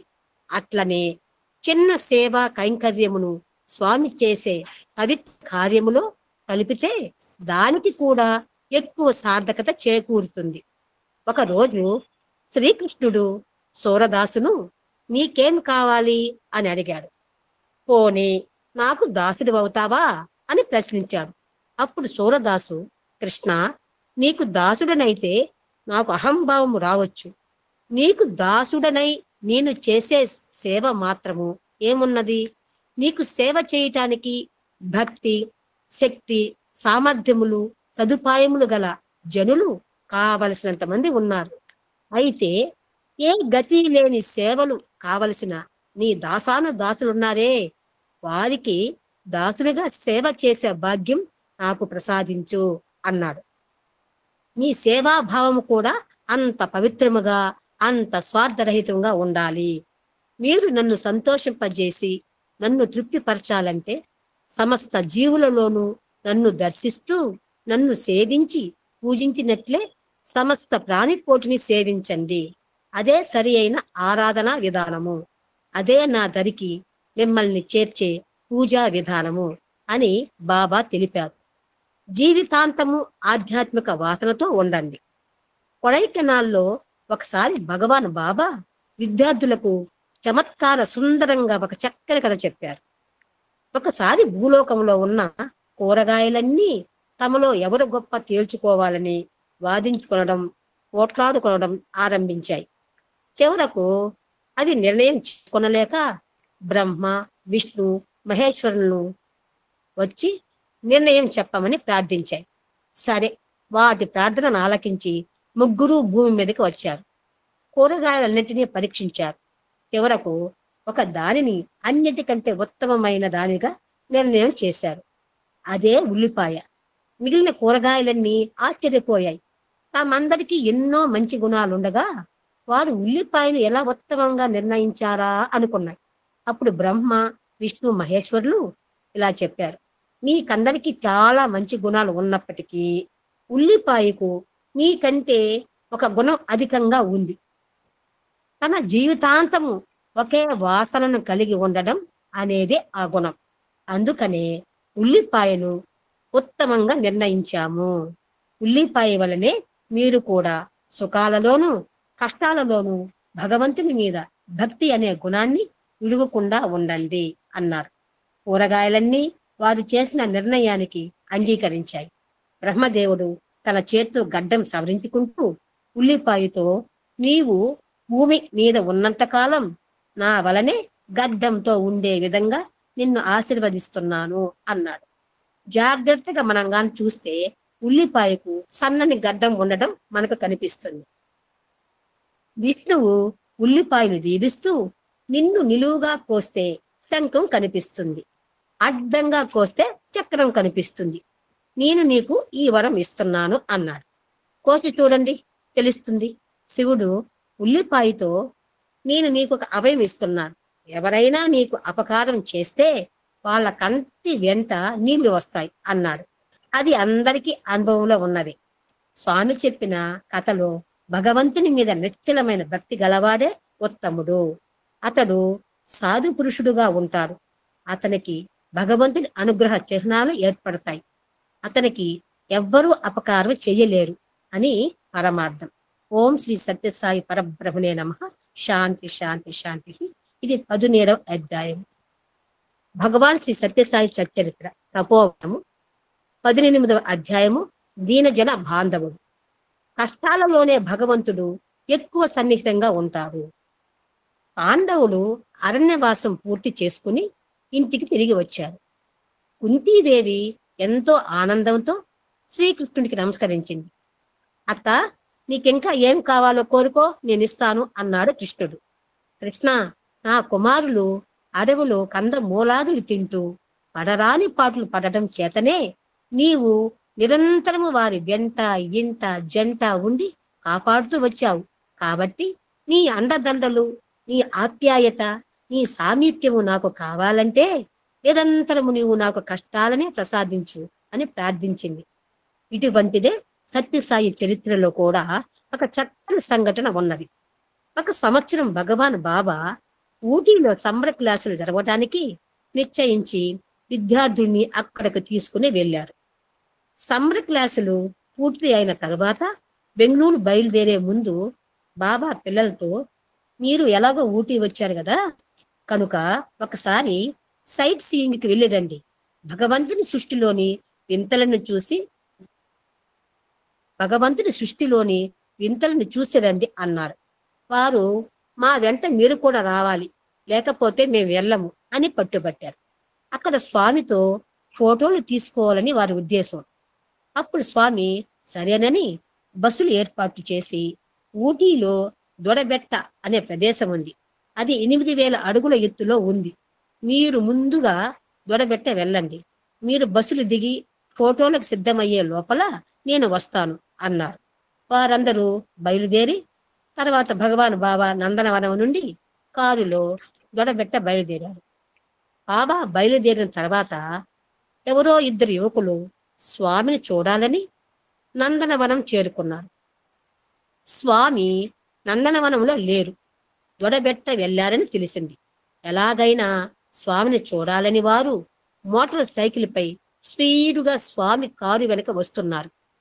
ఎవరి పిల్లలు ఇంత స్పీడ్గా వస్తున్నారేమిటి, ఎవరో రౌడీలు కావచ్చు అన్నారు కారులోని కొందరు. కాదు, తెలియకుండా మాట్లాడకూడదు, వారు స్వామి దర్శనం కోసం వస్తున్నారు అన్నారు స్వామి. ఒక మలుపు దగ్గరకు వచ్చేసరికి వారు స్వామి కారు పక్కకు వచ్చి స్వామిని చూడాలనే ఆతృతతో స్పీడుగా దగ్గరకు వచ్చేశారు. కానీ ప్రమాదవశాత్తు బ్యాలెన్స్ తప్పడం చేత మోటార్ సైకిల్ కింద పడిపోయింది. దానితో పాటు వారిద్దరూ పడిపోయారు. తక్షణమే స్వామి కారు ఆపి వారి దగ్గరకు పోయి వారికి అంటుకున్న మట్టిని తుడిచి, నాయనా ఏమైనా దెబ్బ తగిలిందా, ఎందుకింత స్పీడ్గా వచ్చారు, ఇలా రాకూడదు, స్వామిని చూడాలనుకుంటే నందనవనంలోకి రావచ్చును కదా అని కారులో ఉన్న 2 కమలా ఫలాలను ఒలిచి వారికి పెట్టారు. అప్పుడు ఆ కాలేజీ పిల్లలు, స్వామి మీ దర్శనం కోసం మేము వచ్చాం, ఈ మోటార్ సైకిల్ పై నుంచి మేము పడిపోవడం చేత మాకు కేవలం దర్శనమే కాదు, స్పర్శన సంభాషణతో పాటు ప్రసాదం కూడా లభించింది. నిజంగా మేము క్రింద పడకపోయి ఉంటే స్వామి కారు దిగి మా దగ్గరకు వచ్చి తలలు నిమిరి ఇంత ఆప్యాయంగా పలకరించేవారా, కనుక స్వామి ఎన్ని రకములైన కష్టములను మాకిచ్చినా సరే మీ దర్శన స్పర్శన సంభాషణలు మాకు అనుగ్రహించండి, అందుకోసం మీ కష్టాన్నైనా అనుభవించటానికి మేము సిద్ధమే అన్నారు. ఈ ప్రేమమయమైన సన్నివేశం గురించి చెప్పి భగవాన్ బాబా ఇలా, భగవంతుడు మనల్ని కష్టాల్లో చూసినంత ఆప్యాయంగా సుఖాల్లో చూడడు, అయితే సుఖాలలో కూడా చూసే అవకాశాలు లేకపోలేదు. భగవంతుని దృష్టిలో కష్ట సుఖాలు రెండూ సమానమే. హృదయపూర్వకంగా భగవంతుని ప్రేమించిన వారికి ఎటువంటి కొరత ఉండదు. నమ్మక చెడిన వారు ఉన్నారు, కానీ నమ్మి చెడినెత్తి వారు ఈ లోకములో లేరు లేరు లేరు అన్నారు. ఆమె అంటే నాకు భయమే బాబా మధుర భాషణ. ఒకనాటి ఉదయం ప్రశాంతి నిలయంలో భగవాన్ బాబా దర్శనం కోసం మహిళలు నిశ్శబ్దంగా వరుసలలో మండపంలోకి చేరుకుంటున్నారు. ఇంతలో అక్కడ శ్రీల గేటు దగ్గర ఉండే ఒక మహిళా వాలంటీరు వరుసలలో వచ్చే వారిని త్వరగా నడవమని, కూర్చున్న వారిని బాగా జరగమని పరుషమైన పదాలతో మాట్లాడసాగింది. లోపలికి వస్తున్న భక్తురాండ్రు ఆమె చేత మాటలు పడటం వల్ల ఎంతో బాధపడ్డారు. ప్రశాంతి కోసం ప్రశాంతి నిలయం వస్తే ఈమె మాటల వల్ల మనసంతా కలవరమైపోయింది అని ఒక భక్తురాలు మరింత పడి ఈ విషయం స్వామికి చెప్పాలని నిశ్చయించుకున్నది. అదృష్టవశాత్తు ఆనాడు భగవాన్ బాబా కొందరు భక్తురాలతో పాటు ఆమెకు ఇంటర్వ్యూ ఇచ్చారు. ఆమె అటువంటి మహత్తరమైన అవకాశాన్ని తన వ్యక్తిగతమైన విషయం, ఆమెకు అంత అవకాశం వస్తే తన వ్యక్తిగతమైన విషయం విన్నవించుకొనడానికి వినియోగించుకోనకుండా ఆ మహిళా వాలంటీరు పరుష భాషణ గురించి స్వామికి చెప్పాలని భావించింది. ఇంటర్వ్యూ గదిలోకి వెళ్ళగానే ఆమె, స్వామి మహిళల వైపు ఆ వాలంటీర్ చూసారా, ఎన్ని మాటలు అంటున్నదో, ఎంత కఠినంగా మాట్లాడుతున్నదో, ఇక్కడికి వచ్చినా కూడా మనశ్శాంతి లేకుండా చేస్తున్నది. ఆమెను ఆ గేటు దగ్గర ఎందుకు ఉంచారు స్వామి అని తన బాధను వ్యక్తపరిచింది. ఆ మాటలు విని సత్యసాయి బాబా సింహాసనం నుంచి ముందుకు వంగి, బంగారు, నీకు ఒక రహస్యం చెప్పనా, విను. ఆమె అంటే నాకు భయమే అన్నారు. ఆ భక్తురాలు ఆ మాట విని ఆశ్చర్యంతో ఆనందంతో ఒకటే నవ్వుకున్నది. ఆ గది అంతా నవ్వులతో నిండిపోయింది. భక్తులకు భగవాన్ బాబా ప్రబోధించిన ఆధ్యాత్మిక పాఠం ఇది. స్వామి ఆ మాటలు విని కోపగించి ఆ వాలంటీర్ని పంపించి వేయలేదు. కేవలం ఒక చిన్న మాటతో ఆ భక్తురాలి దుఃఖాన్ని మటుమాయం చేశారు. మీకు కూడా ఇలాగే ఏదైనా కష్టం వచ్చినప్పుడు నా మాటలు, నా సంభాషణలు గుర్తుకు తెచ్చుకొని ఆనందం పొందండి. మీ కష్టాలను ఆవలేలగా మర్చిపోగలుగుతారు అని బాబా ప్రబోధించారన్నమాట. తర్వాత ఆ భక్తురాలు మరలా మరలా దర్శనానికి వచ్చేటప్పుడు, దర్శనం నుండి వెళ్ళేటప్పుడు ఆ వాలంటీర్ చేత అలా మాటలు పడుతూనే ఉంది. ఆ మాటలు పడినప్పుడల్లా సాయి కన్నయ్య మధురమైన మాటలు గుర్తుకు వచ్చి హాయిగా నవ్వుకుంటూ ఉంది. అందువల్ల ఏ కష్టం వచ్చినా సరే స్వామి దివ్య సంభాషణలను, దివ్య ప్రవచనాలను తలుచుకొనండి. కలిగిన కష్టం మేఘం వలె కదిలి వెళ్ళిపోతుంది. ఈ విధంగా అఖండ సచ్చిదానంద పరబ్రహ్మ స్వరూపుడైన సత్యసాయి భగవానుడు అపారమైన అనుగ్రహంతో లోకానికి ఆనందానుభూతిని కలిగిస్తూ ఈ సంసార సాగరాన్ని ఆవలేలగా తరించేలా చేస్తున్నారు. నవవిధ భక్తులు శ్రవణం, కీర్తనం, స్మరణం, పాదసేవనం, అర్చనం, వందనం, దాస్యం, సత్యం, ఆత్మనివేదనం అనేది నవవిధ భక్తులని మహాభాగవతం పేర్కొంది. ఇవన్నీ భగవంతుని చేరటానికి క్రమానుగతమైన సోపానాల వంటివి. సాయిరాం.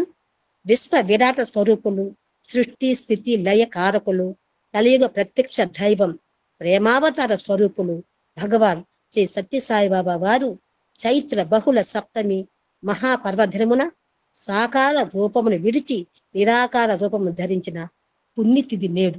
ఈనాడు మనం ఈ నవ విధ భక్తుల ద్వారా ప్రశాంత నిలయం మనమందరం మానసికంగా ప్రశాంత నిలయం చేరి స్వామిని ఆరాధించుకోవాలని మేము కోరుకుంటూ, చక్కగా మీరందరూ కళ్ళు మూసుకోండి. ఈ గ్రూపు లబ్బులు అందరూ కూడా మనశ్శాంతిగా కళ్ళు మూసుకొని మనసులోనే ఆ స్వామిని ఈ నవవిధ భక్తుల ద్వారా మనం సేవించుకోవాలని కోరుకుంటూ నేను చదువుతున్నాను. సాయిరాం.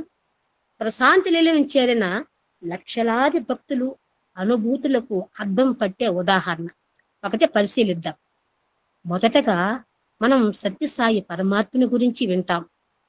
అనంతపురం జిల్లాలో పుట్టపర్తి క్షేత్రములో సత్యసాయి భగవానుడు ఉంటారని, ప్రశాంతి నిలయం మందిరములో సాయినాథుడు ఉదయం సాయంత్రం దర్శనం ప్రసాదిస్తారని, అరుణ కాంతులు చిమ్మే పొడవాటి అంగీతో, నల్లని సురోజ సంపదతో, ఆకర్షణీయమైన దివ్య రూపంతో స్వామి అనుగ్రహించే దర్శనం అద్భుతమైన ఆనందం కలిగిస్తుందని, స్వామి స్పర్శ మాత్రం చేతనే, మధుర భాషణం చేతనే కష్టాలను తొలగించగలరని, క్షణములో శూన్యము నుంచి ఏ వస్తువునైనా సృష్టించగలరని, సంకల్ప మాత్రంతో ఎటువంటి రోగమునైనా నయం చేయగలరని, ఇలా భగవాన్ బాబా గురించి రకరకాలుగా వింటాం. ఇది మొదటి దశ, శ్రవణం. ఆ తర్వాత మనం అందరం ఇంటికి వచ్చి మనం ఇంట్లో వారందరినీ దగ్గరికి పిలిచి, నువ్వు విన్నావా ఈ చిత్రం? సత్యసాయి బాబా సాక్షాత్తు భగవంతుడట, ఆయన దయా సముద్రుడట, ఆయన ప్రేమావతారుడట అని వాటికి ఉదాహరణలు విన్నవి చెప్తూ ఆ భగవంతుణ్ణి అనేక రీతులుగా స్తుతిస్తాము. ఇది రెండవ దశ, కీర్తనం. ఏనాటికైనా పుట్టపర్తి వెళ్ళి స్వామిని దర్శించాలనే కాంక్ష ఏర్పడుతుంది. మనసంతా స్వామి ధ్యాసతో నిండిపోతుంది. స్వామి దివ్య లీలలు విన్నవి గుర్తుకు వచ్చి ఆశ్చర్యానందాలు కలుగుతాయి. స్వామిని గురించి ఒకటే తలుపులు. ఇది మూడవ దశ, స్మరణం.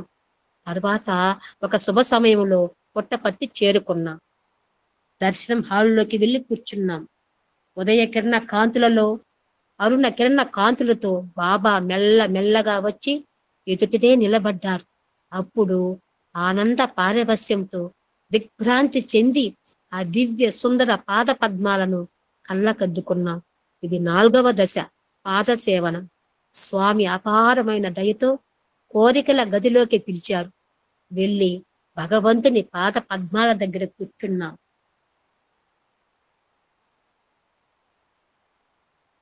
సత్యసాయి నాథుని దివ్య పాద పద్మాలపై పుష్పాలను ఉంచాం. అప్పుడు భగవాన్ బాబా, బంగారు, వాడిపోయే ఈ పుష్పాలు కాదు నాకు కావాల్సింది, హృదయ పుష్పం అన్నారు. స్వామి తీయని స్వరం విన్నప్పుడు మనసులో కోటి వీణలు మీటినట్లయింది. ఇది 5వ దశ, అర్చనం. బాబా మనకు దగ్గరగా సింహాసనంపై ఆచరులయ్యారు. దివ్యానందముతో మనసంతా నిండిపోయింది.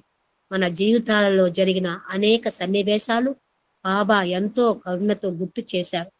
బాబా సర్వజ్ఞతానికి దిగ్భ్రాంతి కలిగి ఆశ్చర్యానందాలతో బాష్పధారలతో బాబాకు హృదయపూర్వకంగా అంజలి ఘటించాం. ఇది 6వ దశ, వందనం. అప్పుడు భగవాన్ బాబా చల్లగా చూస్తూ మెల్లగా నవ్వుతూ, బంగారు, నీకు ఏం కావాలి అన్నారు.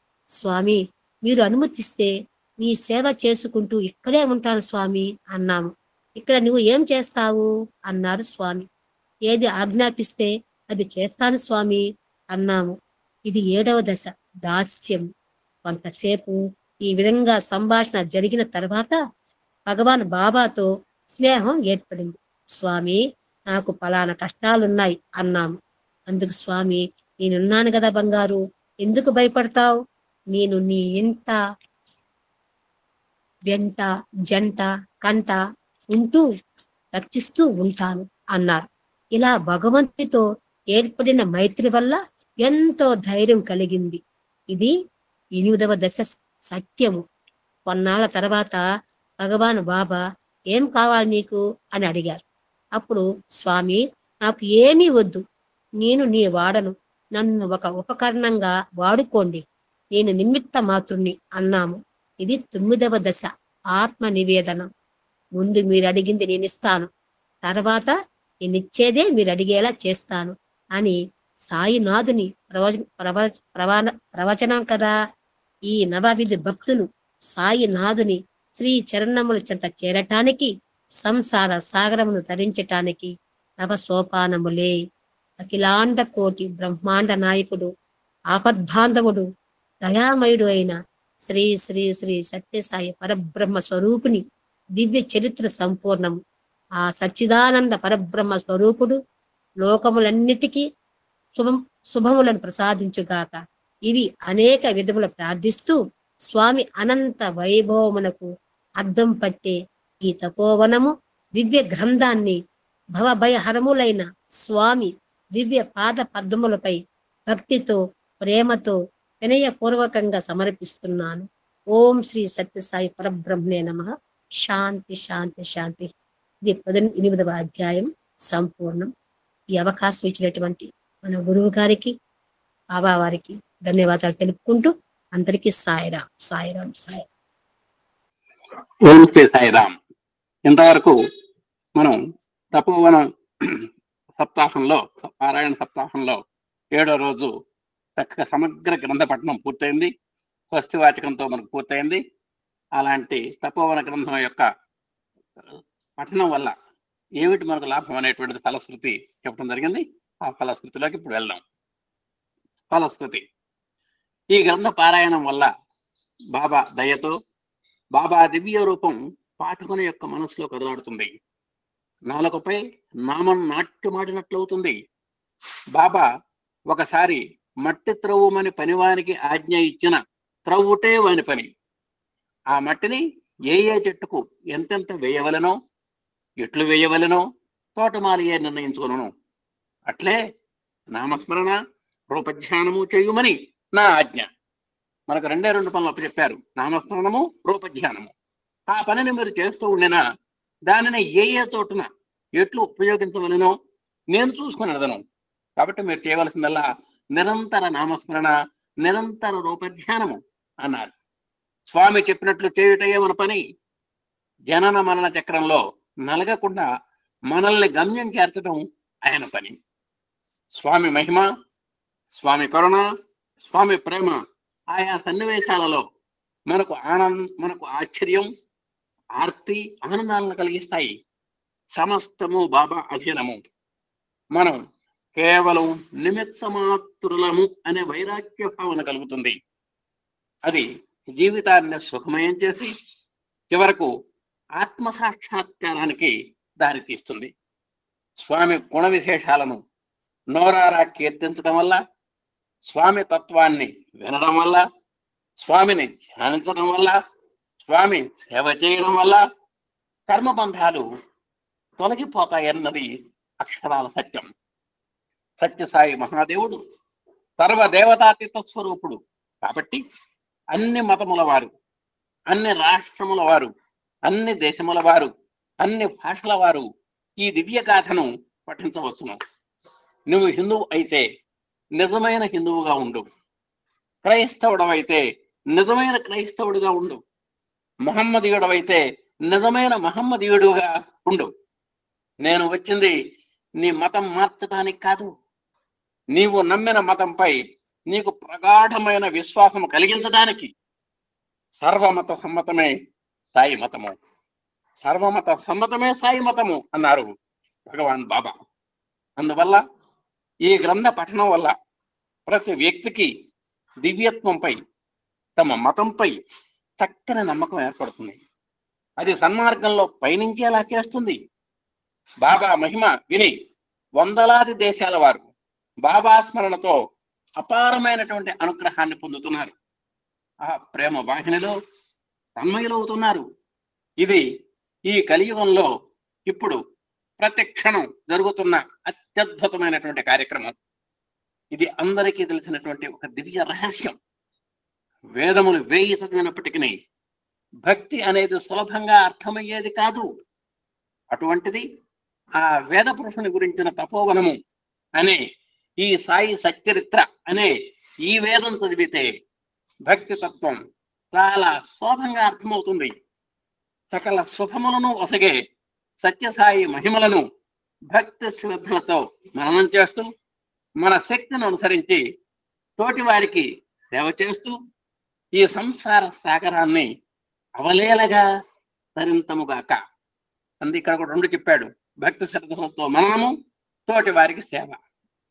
దయామయుడైన బాబా దివ్య వృత్తాంతాన్ని మరలా పఠించి, బాబాను మాటి మాటికి స్మరించి, బాబా చేత మనము స్మరింపబడి లోకమునంతటిని ప్రేమమయముగా దర్శింతముగాక. పునర్జన్మ లేకుండా పునీతులము అవుదముగాక. సాయీశ్వరాశ్రయో మర్త్యో సత్యధర్మ పరాయణ పాపవ్యాధి విశుద్ధాత్మ యాతి సత్య సనాతనం. అంటే ఎవరైతే సాయేశ్వరుణ్ణి ఆశ్రయిస్తారో, మత్య అంటే మరణం కలిగినటువంటి వాడు మానవుడు అనమాట. ఏ మనిషి అయితే, ఏ మానవుడైతే సాయేశ్వరుణ్ణి ఆశ్రయిస్తాడో అతను సత్యధర్మ పరాయణుడు కనుక అయినట్టయితే అతను సకల పాపాల నుంచి, సకల వ్యాధుల నుంచి విముక్తి పొందుతాడు, ఆత్మశుద్ధి పొందుతాడు, చివరికి ఆ ఆనంద స్వరూపుణ్ణి పొందుతాడు అనేటువంటిది దాని యొక్క భావన. ఏ హృదయమున సంగీతో ఈశా నాకు మగిడి దానినే అర్పింతు మహితమూర్తి, పొడమి వేరేమి తెత్తునే పూజ కొరకు అంజలి ఘటింతు అందుకో వయ్య స్వామి. ఈ హృదయాన్ని నువ్వు ఇచ్చావయ్యా, మళ్ళా హృదయాన్ని నీకు ఇస్తున్నాను. హృదయం కూడా పుష్పంతో పోల్చారు స్వామి. ఏ హృదయం అయినటువంటి పుష్పం అయితే నాకు ఇచ్చావో, అది నువ్వు ఇచ్చినటువంటి హృదయాన్ని మళ్ళా నీకు అప్పచెప్తున్నాను. కాబట్టి ఈ ధరణి మీద ఏ పూల కోసం నేను ఎతికేదయ్యా, అందుకో నీకు అంజలి ఘటిస్తున్నాను అని ఆ విధంగా అంజలి ఘటించడం జరిగింది. ఓం శ్రీ సాయి పరబ్రహ్మణే నమః. శాంతి శాంతి శాంతి. భగవాన్ శ్రీ సత్యసాయి చరిత్రము తపోవనము సంపూర్ణము. స్వస్తి ప్రజాభ్యః పరిపాలయంతాం న్యాయేన మార్గేణ మహిన్మహీషాః. గోబ్రాహ్మణేభ్యః శుభమస్తు నిత్యం. లోకాః సమస్తాః సుఖినో భవంతు. ఓం శ్రీ సాయిరామ్. ఓం శ్రీ సాయిరామ్. సత్సంగం అయిన తర్వాత మంగళహారతి చెప్పించాను సార్. ఎవరి చేత మంచిగా చెప్పే వాళ్ళ చేత. అలాగే సార్. చాలా ఆనందదాయకం అండి. మీకు నేను చెప్పాను, ఇది ఆరో పర్యాయము అహం సత్యబోధ దివ్య జ్ఞాన యజ్ఞంలో 6th టైం అండి తపోవనం పారాయణము. I think this is the best తపోవనం పారాయణ. అంటే తపోవనం పారాయణలు కూడా బెస్ట్ గుడ్, బెటర్, బెస్ట్ ఉంటాయా అంటే ఉంటాయండి. బహుశా ఈసారి పారాయణలో ఎంతో మంది ఇళ్లలో జరిగిందండి. ఇంతకుముందు చేసినప్పుడు కొంతమందికి లిమిటెడ్ అయింది. ఈ సందర్భంలో అయితే కొన్ని 60-70 ఇళ్లలో ఈ తపోవనం మారుమోగిందండి. So that's why I'm telling it is the best one. It is the 6th time పారాయణం అండి. 2 మాటలు నాకు ఇందాక చెప్తుంటే ఆ చిన్నారి ఇంగ్లీష్ అతన్ని నువ్వు కుర్చీలోంచి కాదు లేరు గెటప్ అంటే నాకు విష్ణుప్రియ గుర్తుకొచ్చిందండి.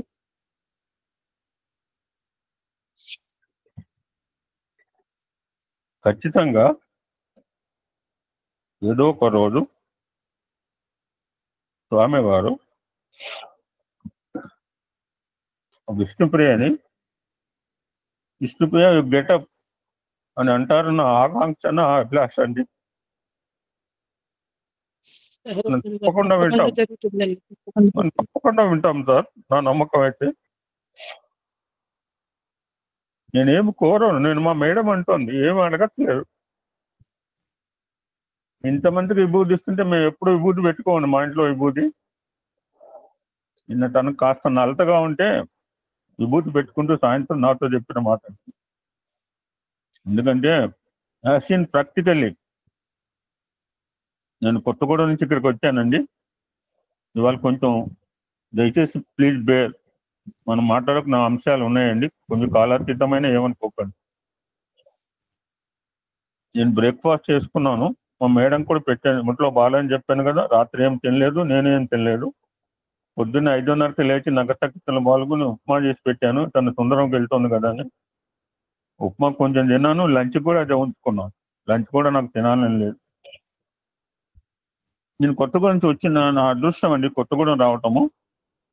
నేను కొత్తగూడెం వచ్చిన తర్వాత డీజేపీ కట్టడం జరిగింది. అంతకుముందు డీజేపీ లేదు. 2000 ఓల్డేజ్ హోమ్ కట్టడం జరిగింది. అంతకుముందు ఓల్డేజ్ హోమ్ లేదండి. I am proud of it. కొత్తగూడెం వచ్చిన తర్వాత ఏమి సాధించావు అంటే I am a trustee, Sathya Sai Samaj Seva trust అని ఐఎమ్ ద ట్రస్టీ అండి. మిగిలినందరూ కూడా కోట్ల రూపాయల ఆస్తులు నాకు వేసిన కోర్టు కూడా లేదండి. But they have included me one of the trustee. నేను ఇక్కడికి వచ్చిన తర్వాత 2016లో వచ్చిన తర్వాత నా ప్లేస్ లో వేరే వాళ్ళని పెట్టుకోవడం జరిగిందండి. ఆ ఓల్డేజ్ హోమ్ లో సాయి అనే విత్తనం వచ్చాడండి. అది జాగ్రత్తగా వినండి. ఖమ్మం నుంచి ప్రసాదరావు గారని, పుష్పలతకు తెలుసు. ప్రసాదరావు గారిని ఖమ్మంలో ఉంటారండి ఆయన. ఈ సాయి అనే అతన్ని పొట్టిగా ఉంటాడండి. అతను తీసుకొచ్చారు ఆశ్రమానికి. అతని పరిస్థితి ఏంటంటే హీ సఫరింగ్ విత్ పార్కిన్సన్స్. అతని పనులు అతను చేసుకోలేడు, నడవలేడు, పరిగెత్తి దూకుతాడు అనమాట. ఇక్కడి నుంచి 10 అడుగులు దూకడమే అతని పరిస్థితుల్లో అతనికి సేవ చేయాలంటే మరి సంబడి షుడ్ ఎస్కాట్. ఎవరు చేయాలి?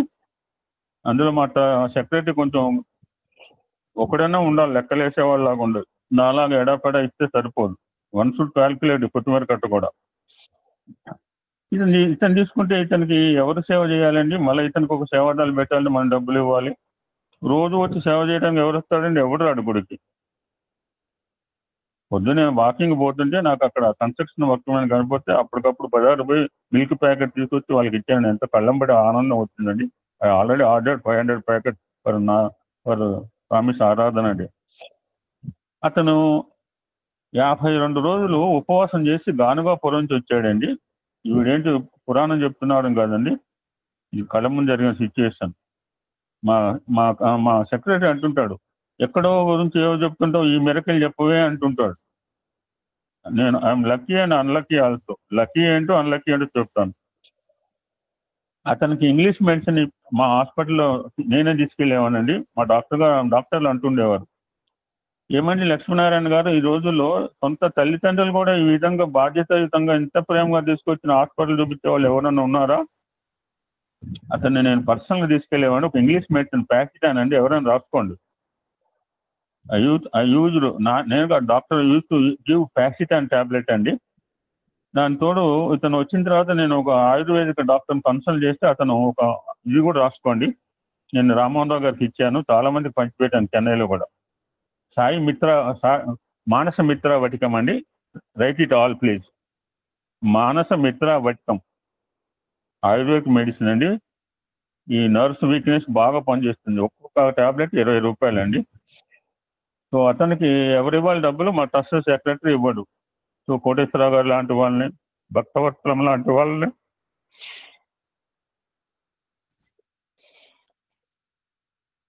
అతనికి ఇవ్వడానికి ముందుకు వచ్చారండి. మా ఊళ్ళో దొరికేవి కాదు. అమ్మ నుంచి విజయవాడ నుంచి తెప్పించేవాడిని మెడిసిన్. అతనికి నా మాట అంటే వేదవాక్ అండి. మిగిలిన వాళ్ళందరూ లోకాభిరామాయణం కావాలి, ఇతనికి మాత్రం రామాయణం కావాలండి. అంతే శ్రద్ధగా వింటాడు. So slowly progressing. కానీ ఒక సిచ్యువేషన్ లో టోటల్లీ డిటీరియేట్ అయిపోయింది ఆరోగ్యం అండి. మా దగ్గర ఆశ్రమంలో ఒక్కొక్క రూమ్ కి ముగ్గురు ముసలి వాళ్ళని పెట్టేవాళ్ళం అండి. ఇట్ వాజ్ ఓపెన్ ఆన్ 2010 స్వామి ఆరాధన అండి. ఇప్పుడు 3 అంతస్తుల బిల్డింగ్ అయిందండి. చాలా పెద్ద ఆశ్రమం తయారైందండి. అంటే మారిపోయింది కూడా సిచ్యువేషన్. అదంతా నాకు అనవసరం. ఒక రోజైతే బతుకుతాడా తెల్లారుతుందా లేదా ఎవ్వరు లేరు. మా సెక్రటరీ లేరు, ఎమ్మెల్యే లేరు. ఆ రూమ్ లో వాళ్ళు భయపడుతున్నారు. జనరల్ గా మాకు ప్రేయర్ హాల్ ఉంది. ఆ ప్రేయర్ హాల్లో మేము, ఎందుకంటే చాలా కాస్ట్లీగా కట్టాం ప్రేయర్ హాల్. ఎందుకు కట్టామంటే అక్కడ ఎప్పుడైనా డిస్ట్రిక్ట్ మీటింగ్ కొత్తగూడెంలో, ఖమ్మం సమితి తర్వాత కొత్తగూడెం ఇది బిగ్గెస్ట్ సమితి ఇన్ ఖమ్మం డిస్ట్రిక్ట్. రామచంద్రరావు గారు వీళ్ళందరికీ తెలుసు. Sambamurthy same so many times, Bulusu Sambamurthy. ఆ రోజు ఏమైందంటే ఇక భయం వేస్తుంది, నాకు భయం వేస్తుంది. అతను చూస్తుంటే ఉంటాడా పోతాడా అనిపించిందండి. అతని రూమ్ లోనే భజన పెట్టి వాళ్ళకి ధైర్యం ఇచ్చి మిగిలిన వాళ్ళు భయపడుతున్నారు. చాలా మంది పోయారు, 10 మంది పోయారు. ఫస్ట్ టైం ఒక 86 సంవత్సరాల ముసలోడు పోతే నేనే కర్మకాండ చేశానండి. ఎవరు ముందుకు రాకపోతే నేనే చేశాను, వెంకన్న గారని. కేవలం కర్మకాండ చేయటం కాదు, 11వ రోజు పిండీకరణ చేసి అతనికి అన్నదానం చేసి నేను కాశీ వెళ్ళినప్పుడు ఇప్పుడు కూడా మా ఇంట్లో నేను ఈ యొక్క భాద్రపద మాసంలో చేసినప్పుడు మహాలయ భక్తులు అతని పేరు కూడా పెడతాను. ఎందుకంటే మా తల్లిదండ్రులు నేను చేశాను, ఆ దహనకాండ నేనే చేశాను. ఇతను సాయి అండి. నేను అనుకోకుండా మా అమ్మాయి ఇప్పుడు ఢిల్లీలో ఉంటే నేను ఢిల్లీ వెళ్ళానండి. వస్తుంటే ఒకతను కాల్ చేశాడు. కొంచెం కమ్మ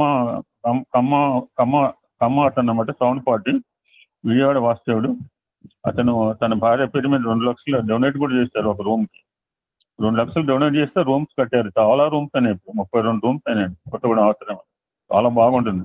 మా అమ్మాయి ఎంగేజ్మెంట్ అక్కడే అయింది, పెళ్లికి వసతి అక్కడేనండి. మా తమ్ముడు పెళ్లి వసతి అంతా చాలా కంఫర్టబుల్ ఉంటుంది ఆశ్రమం. తెలంగాణ కూడా వచ్చారు. ఉదయం సాయంత్రం అండి, నేను మా మేడం ఇద్దరం అండి.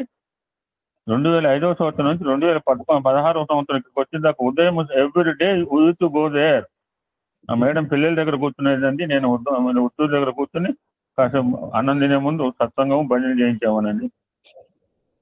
One fine day I had phone call. నాకు భయపడ్డాను అతను ఆరోగ్య పరిస్థితి ఏం చెప్తాడో అని చెప్పి. అందుకని ఆంజనేయ స్వామి తను తెలివిగా చెప్పాడు, సీత చూసితని సీత అన్నట్ట. ఫోన్ వచ్చేప్పుడు నేను జర్నీలో ఉన్నా, ఐఎమ్ కమింగ్ ఫ్రమ్ ఢిల్లీ అండి. ఏం చెప్తాడంటే, సాయిరామ్, సాయి పొద్దున్నే లేచాడండి, మామూలు మనిషి అయిపోయాడు, దీపారాధన చేసేసి నేను ఆశ్రమంలో ఉండను అని చెప్పి వెళ్ళిపోయాడు కోటేశ్వరరావు గారు. Just imagine, just imagine sir. I am most unlucky person. I am unable to witness that holy situation, sir. So Vishnupriya కూడా ఖచ్చితంగా ఏదో ఒక రోజు లేస్తుంది సార్, నా నమ్మకం సార్. ఎందుకంటే ఆ అమ్మాయికి స్వామి మీద అంత ప్రగాఢ విశ్వాసం ఉంది సార్. 3 రోజుల క్రితం మనం గుడ్ ఫ్రైడే గురించి ముచ్చరించుకున్నాం. టుడే హోలీ ఈస్టర్ డే అండి.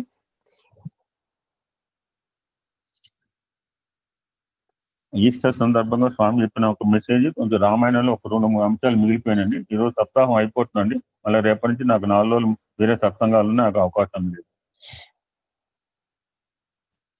What is the inter relationship between love, truth and righteousness?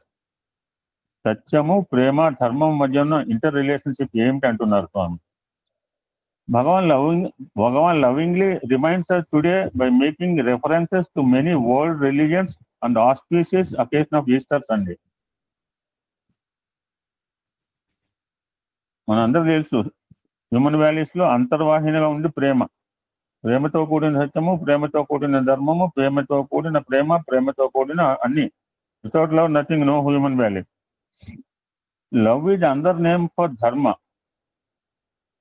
True love is priceless. It has no trace of selfishness in it. It does not change with the time. It is pure and unsullied. It always grows and never diminishes. It is spontaneous. ఎందుకు ప్రేమ పుట్టిందంటే ఎవడు చెప్తాడండి? ఇప్పుడు అమ్మాయిని తలుచుకోకుండా నాకు దుఃఖం వచ్చింది, మీ అందరికీ దుఃఖం వచ్చింది. సినిమాలో ఏడవాలంటే కళ్ళలో గ్లేజర్ని పెట్టుకుంటాం, మనం అందరూ ఏడుస్తున్నామండి. దిస్ ఇస్ స్పాంటేనియస్ లవ్ అండి. God's love is spontaneous. It is free from selfishness, unwavering, always full. Ordinary human love is motivated by selfish considerations. It is liable to change, owing to changes in time and circumstances. ఇందాక ఇంకో మాట రాస్తున్నాను. నేను ఏ ఊరు పైన సేవ చేస్తాను sir, అది స్వామి నాకు నేర్పిందండి. ఇందాక సుజాత కూడా నారాయణ చెప్పిందండి. నేను ఏ ఊరు పైన సేవ చేస్తా, ఎక్కడ పైన సర్వీస్ చేస్తా. నాకు ఆ ఊరు ఈ ఊరు అని లేదు. whatever place I will go, I will do service, and whatever service I can do there. Kumbh Mela పోయినప్పుడు చేస్తాను, వేంబరం పోయినప్పుడు చేస్తాను, ఎక్కడైనా చేస్తానండి, ఏ ఊరు పైన సేవ చేస్తాను.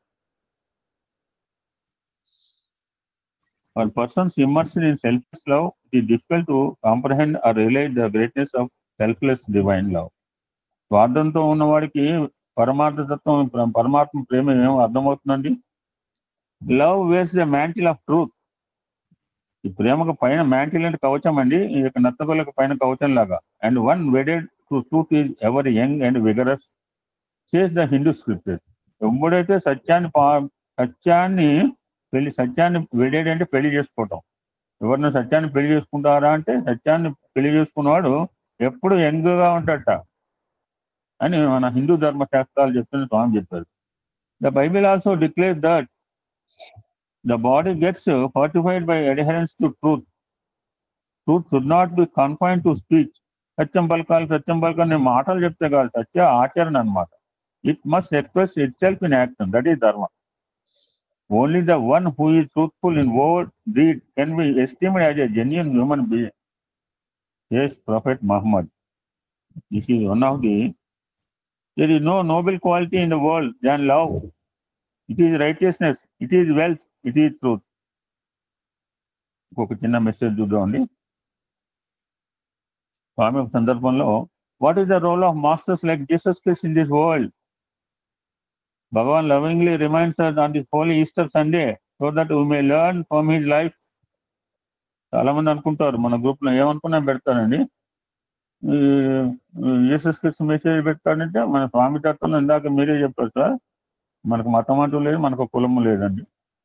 అందరు అలా ఉంటారంటే మనకు సంబంధం లేదు. It is the destiny of man to journey from humanity to divinity అండి. మనం మానవుడిగా పుట్టాం, మన పైన దైవత్వం ఉంది, కింద రాక్షసత్వం ఉంది. కిందకు పోతామా పైకి పోతామా, make journey from humanity to divinity.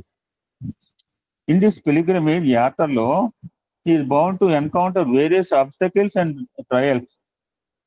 To illumine the path to help him overcome these troubles, sages, seers, realized souls, divine personalities, and incarnation of God take birth in human form. They move among the affiliated and the seekers who have lost their way or strayed into the desert and lead them to confidence and encourage. ధైర్యం కోల్పోయిన వాళ్ళని సాధు సత్పురుషులను రక్షించడానికి అవతారం వస్తుంటాడండి. Certain personalities are born and live out their days for this very purpose. స్వామి అవతారం చూడండి, ఇందాక అన్నారు నా గురించి ఒక్క నయ పైసా, ఆయనకి ఏం అవసరం అండి, ఏమి చేసినా మన గురించి అండి. They can be call karma జ్ఞానాస్, but they take on the janma birth అదే కర్మ కాజ్ అండ్ పర్పస్. వాళ్ళు ఎందుకు తీసుకుంటారంటే జన్మ ఎందుకు తీసుకుంటారు, కర్మ గురించి తీసుకుంటారు. Of course there are many aspirants who by their devotion, dedication, disciplined life attain the vision of the omnipresent, omnipotent and omniscient one. They are content with the bliss they have won themselves. There are others who go out to share this bliss with those beyond to the pale. అందరికి ఇందాక స్వామి చెప్పారు, ప్రేమతత్వం క్షేమ చేయరుండే అన్నారు. ఇంతకు మించి మనకు సాధనం లేదు. They guide and lead and they are blessed thereby. They teach that multiplicity is a delusion and that unity is the reality. భిన్నత్వం లేదని మన ఇక్కడ ఉన్న అందరం ఒకటే అండి. అహం సత్యబోధకులు అందరూ ఆల్ ఈక్వల్ అండి. No difference, no discrimination also. They teach that multiplicity is a delusion and unity is reality. Jesus was a karma జ్ఞాన, కర్మ జన్మ. ఏమన్నా స్వామి చూడండి, జీసస్ వాజ్ ఏ కర్మ కారణ జన్మ. సారీ, కారణ జన్మలు అంటుంటారా? సారీ అండి, జీసస్ వాజ్ ఏ కారణ జన్మ. A master born with a purpose, the mission of restoring love, charity and compassion in the heart of man. Finally, the lover of God is a messenger of God. The one whom God loves is a son of God. When one experiences both of these, he becomes one with నామము నామి వేరు కాదని ఇందాక మనం చెప్పుకోవడం జరిగిందని. నామి వేరు కాదు, నామం వేరు కాదు, బోత్ ఆర్ ఈక్వల్. రామాయణంలో ఒక 2 ఘట్టాలు చూసుకుని ఐ కంక్లూడ్ ఇన్ 5 minutes అండి. ఆల్మోస్ట్ ఐ కవర్డ్ ఈ వారం రోజుల్లో I touch in different angles అండి. ఒకళ్ళిద్దరు వదిలేసాము. Today we can conclude the saptaham, Ramayana saptaham. దశరథుని భార్యలో సుమిత్ర సార్థక నామదేవురాలు. సుమిత్ర అప్పుడే ఉంది సుమిత్ర. సోదర సమానురాలైన కౌశల్య రామ వనవాస కారణంగా కలిగిన రామ వియోగాన్ని తలుచుకుని శోకిస్తున్న తరుణంలో రాముని దివ్యత్వాన్ని గ్రహించిన సుమిత్ర ఆమెతో అంటోంది, అక్కతో, అక్క, ఏమి నీ అజ్ఞానము? శ్రీమన్నారాయణుడే నీ గర్భము శ్రీరామునిగా అవతరించాడు. మానవాకారం ధరించినందులకు అతడు 4 ఇంపార్టెంట్ వర్డ్స్ అండి. మానవాకారం ధరించినందుకు అతడు కాల కర్మ కారణ కర్తవ్యం. ఈ 4 కూడా స్వామి అవతారానికి. కాల కర్మ కారణ కర్తవ్యములను పురస్కరించి ప్రవర్తించవలసి ఉంటుంది. అక్క, రాముడు తప్పక అరణ్యవాసము చేసి అయోధ్యకు తిరిగి రాగలడు అని పలికి ఊరడించిందండి అక్కకి సుమిత్ర. ఎంత కారణ జన్మరాలు చూడండి, ఈవిడ కారణ జన్మరాలు. శ్రీరాముతో వనవాసం సిద్ధమైన లక్ష్మణ్తో ఈ విధంగా అంటుంది తల్లి సుమిత్ర. అరణ్యములకు వెళ్తున్నామని భావించవలదు లక్ష్మణ. సీతారాములు లేని అయోధ్య అరణ్యము, సీతారాములున్న అరణ్యమే నీకు అయోధ్య. సీతమ్మ నీ తల్లి, శ్రీరాముడు నీ తండ్రి, వారిని ప్రేమతో సేవించడం నీ ధర్మం, కర్తవ్యం అని పలికింది. ఫైనల్ గా స్వామి ఈవిడ గురించి ఒక కొటేషన్ రాస్తారు. సుమిత్ర తప్ప మరి ఏ తల్లి అయినా ఈ విధంగా తన కుమారుతో అనగలదా? క్వశ్చన్ మార్క్ మనకే వదిలేశారు స్వామి. ఇటువంటి పవిత్ర వాక్కులు పలుకగలదా మధుర హృదయ సుమిత్ర అన్నారండి స్వామి యొక్క శ్రీరామనవమి రోజు. ఇంకొక శ్రీమూర్తి గురించి ఇంకొక పర్వదినం శ్రీరామనవమి రోజు చెప్తున్నారు. ఊర్మిళ, ఈవిడ జనక మహారాజు కుమార్తె, లక్ష్మణు భార్య. లక్ష్మణుడు రామసేవ నిమిత్తం తాను అరణ్యానికి వెళ్తున్నట్టు చెప్పాడు. న్యాయంగా అయితే ఏమండి, మీకేం అవసరం అండి? ఓమంది రాముని కాదండి, మీరెందుకు వాళ్ళు జంగల్ పోతారండి? ఇక్కడే ఉండండి, కొలకచ్చు కదా. ఆమె ఆనందంగా అంగీకరించినవే కాక ఈ విధంగా తన భర్తని లక్ష్మణ్కి ఈ అన్న మాటలు అండి మనం అండర్లైన్ చేసుకోవాలి. నాథ, నిన్ను నీ సోదరుడైన శత్రుఘ్నుని అత్తగారు సేవ కోసమే అంకితం చేశారు. రామసేవ చేయటానికి నీవు, భరతుని సేవ చేయటానికి శత్రుఘ్నుడు నిర్దేశింపబడ్డారు. నీ కర్తవ్యాన్ని నీవు నిర్వర్తించు. నాకు మాట వాళ్ళ చేతుల్లో చేసి చెప్పమంటుంది. ఈ మాట చూడండి, ఎవరైనా పోతే వెళ్ళంగానే ఉత్తరం రాయండి అంటే కోటేశ్వరరావు గారు, సార్ పూర్వకాలంలో వెళ్ళంగానే ఉత్తరం రాయంటే నేనైతే రైల్లోనే రాసేవాడిని. భార్యాభర్త ఎవరన్నా ఊరికి పోగానే కాదు అంటే నేను రైల్లోనే రాసేవాడిని అలా అంటాడు. వాట్సాప్ చేయమంటే ముందే చేసి పెట్టుకుంటాం. ఒక అద్భుతమైన మాట చెప్పిందండి. నువ్వు నాకు మాట ఇవ్వాలని తన భర్తతో అంటోంది. అరణ్యంలో ఉండి 14 సంవత్సరాలు నీవు ఒక్క క్షణం కూడా నన్ను తలుచుకో. ఏ భార్య భర్తతో ఉంటుందండి ఈ విధంగా? అరణ్యంలో ఉండే 14 సంవత్సరాల్లో నీవు ఒక్క క్షణం కూడా నన్ను తలంచకూడదు. అది సీతారాముల సేవకు ఆటంకం కలిగిస్తుంది. నిరంతరం వారినే స్మరిస్తూ వారికి ఎట్టి ఇబ్బంది కలగకుండా ఉండగలవు. ఏమి త్యాగశీలరాలండి! ఆమె త్యాగశీలత కని విని ఎరుగంది అన్నారు స్వామి అండి. కుటుంబ సభ్యుల మధ్య ఉన్న పరస్పర అనుబంధ సంబంధములు గుర్తించి వచ్చిన ఆదర్శ మహిళ అన్నారు. ఇంకొక అద్భుతమైన సంఘటన చెప్తున్నా చూడండి. అంటే ఇది మనకు తెలియదా అంటే తెలిసిన ఉండొచ్చు, కానీ ఇప్పుడు కాంక్రీట్ గా ఉండిపోతాయి సార్ రామాయణం. అట్లీస్ట్ కొన్ని అంశాలు డౌట్ ఉండవు. ఇంకొక బ్యూటిఫుల్ సిచ్యుయేషన్ నేరేట్ చేస్తున్నారు. ఇది ఎంతమంది తెలుసు? ఇంతే కాదు, సంజీవి పర్వతం తీసుకొస్తూ హనుమంతుడు భరత బాణం వల్ల కిందకి వారవలసి వచ్చింది.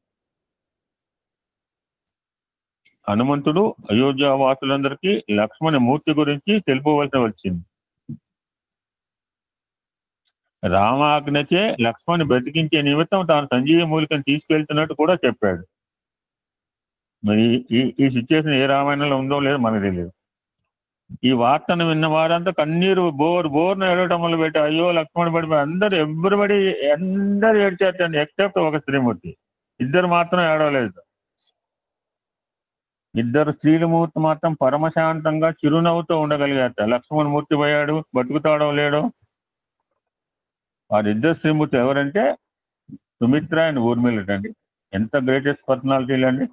ఒక కన్న తల్లి, ఒక కట్టుకున్న భార్య అండి. మిగిలిన బోర్ను ఏడుస్తున్నారు, లక్ష్మణ్ బతుకుతాడా లేడో, అనవసరంగా జంగల్ పోయాడు, చూసారా, నువ్వు పంపించావు, భార్య నువ్వన్నా ఆపొద్దా, ఇట్లా రకరకాల కామెంట్లు చేస్తున్నారు.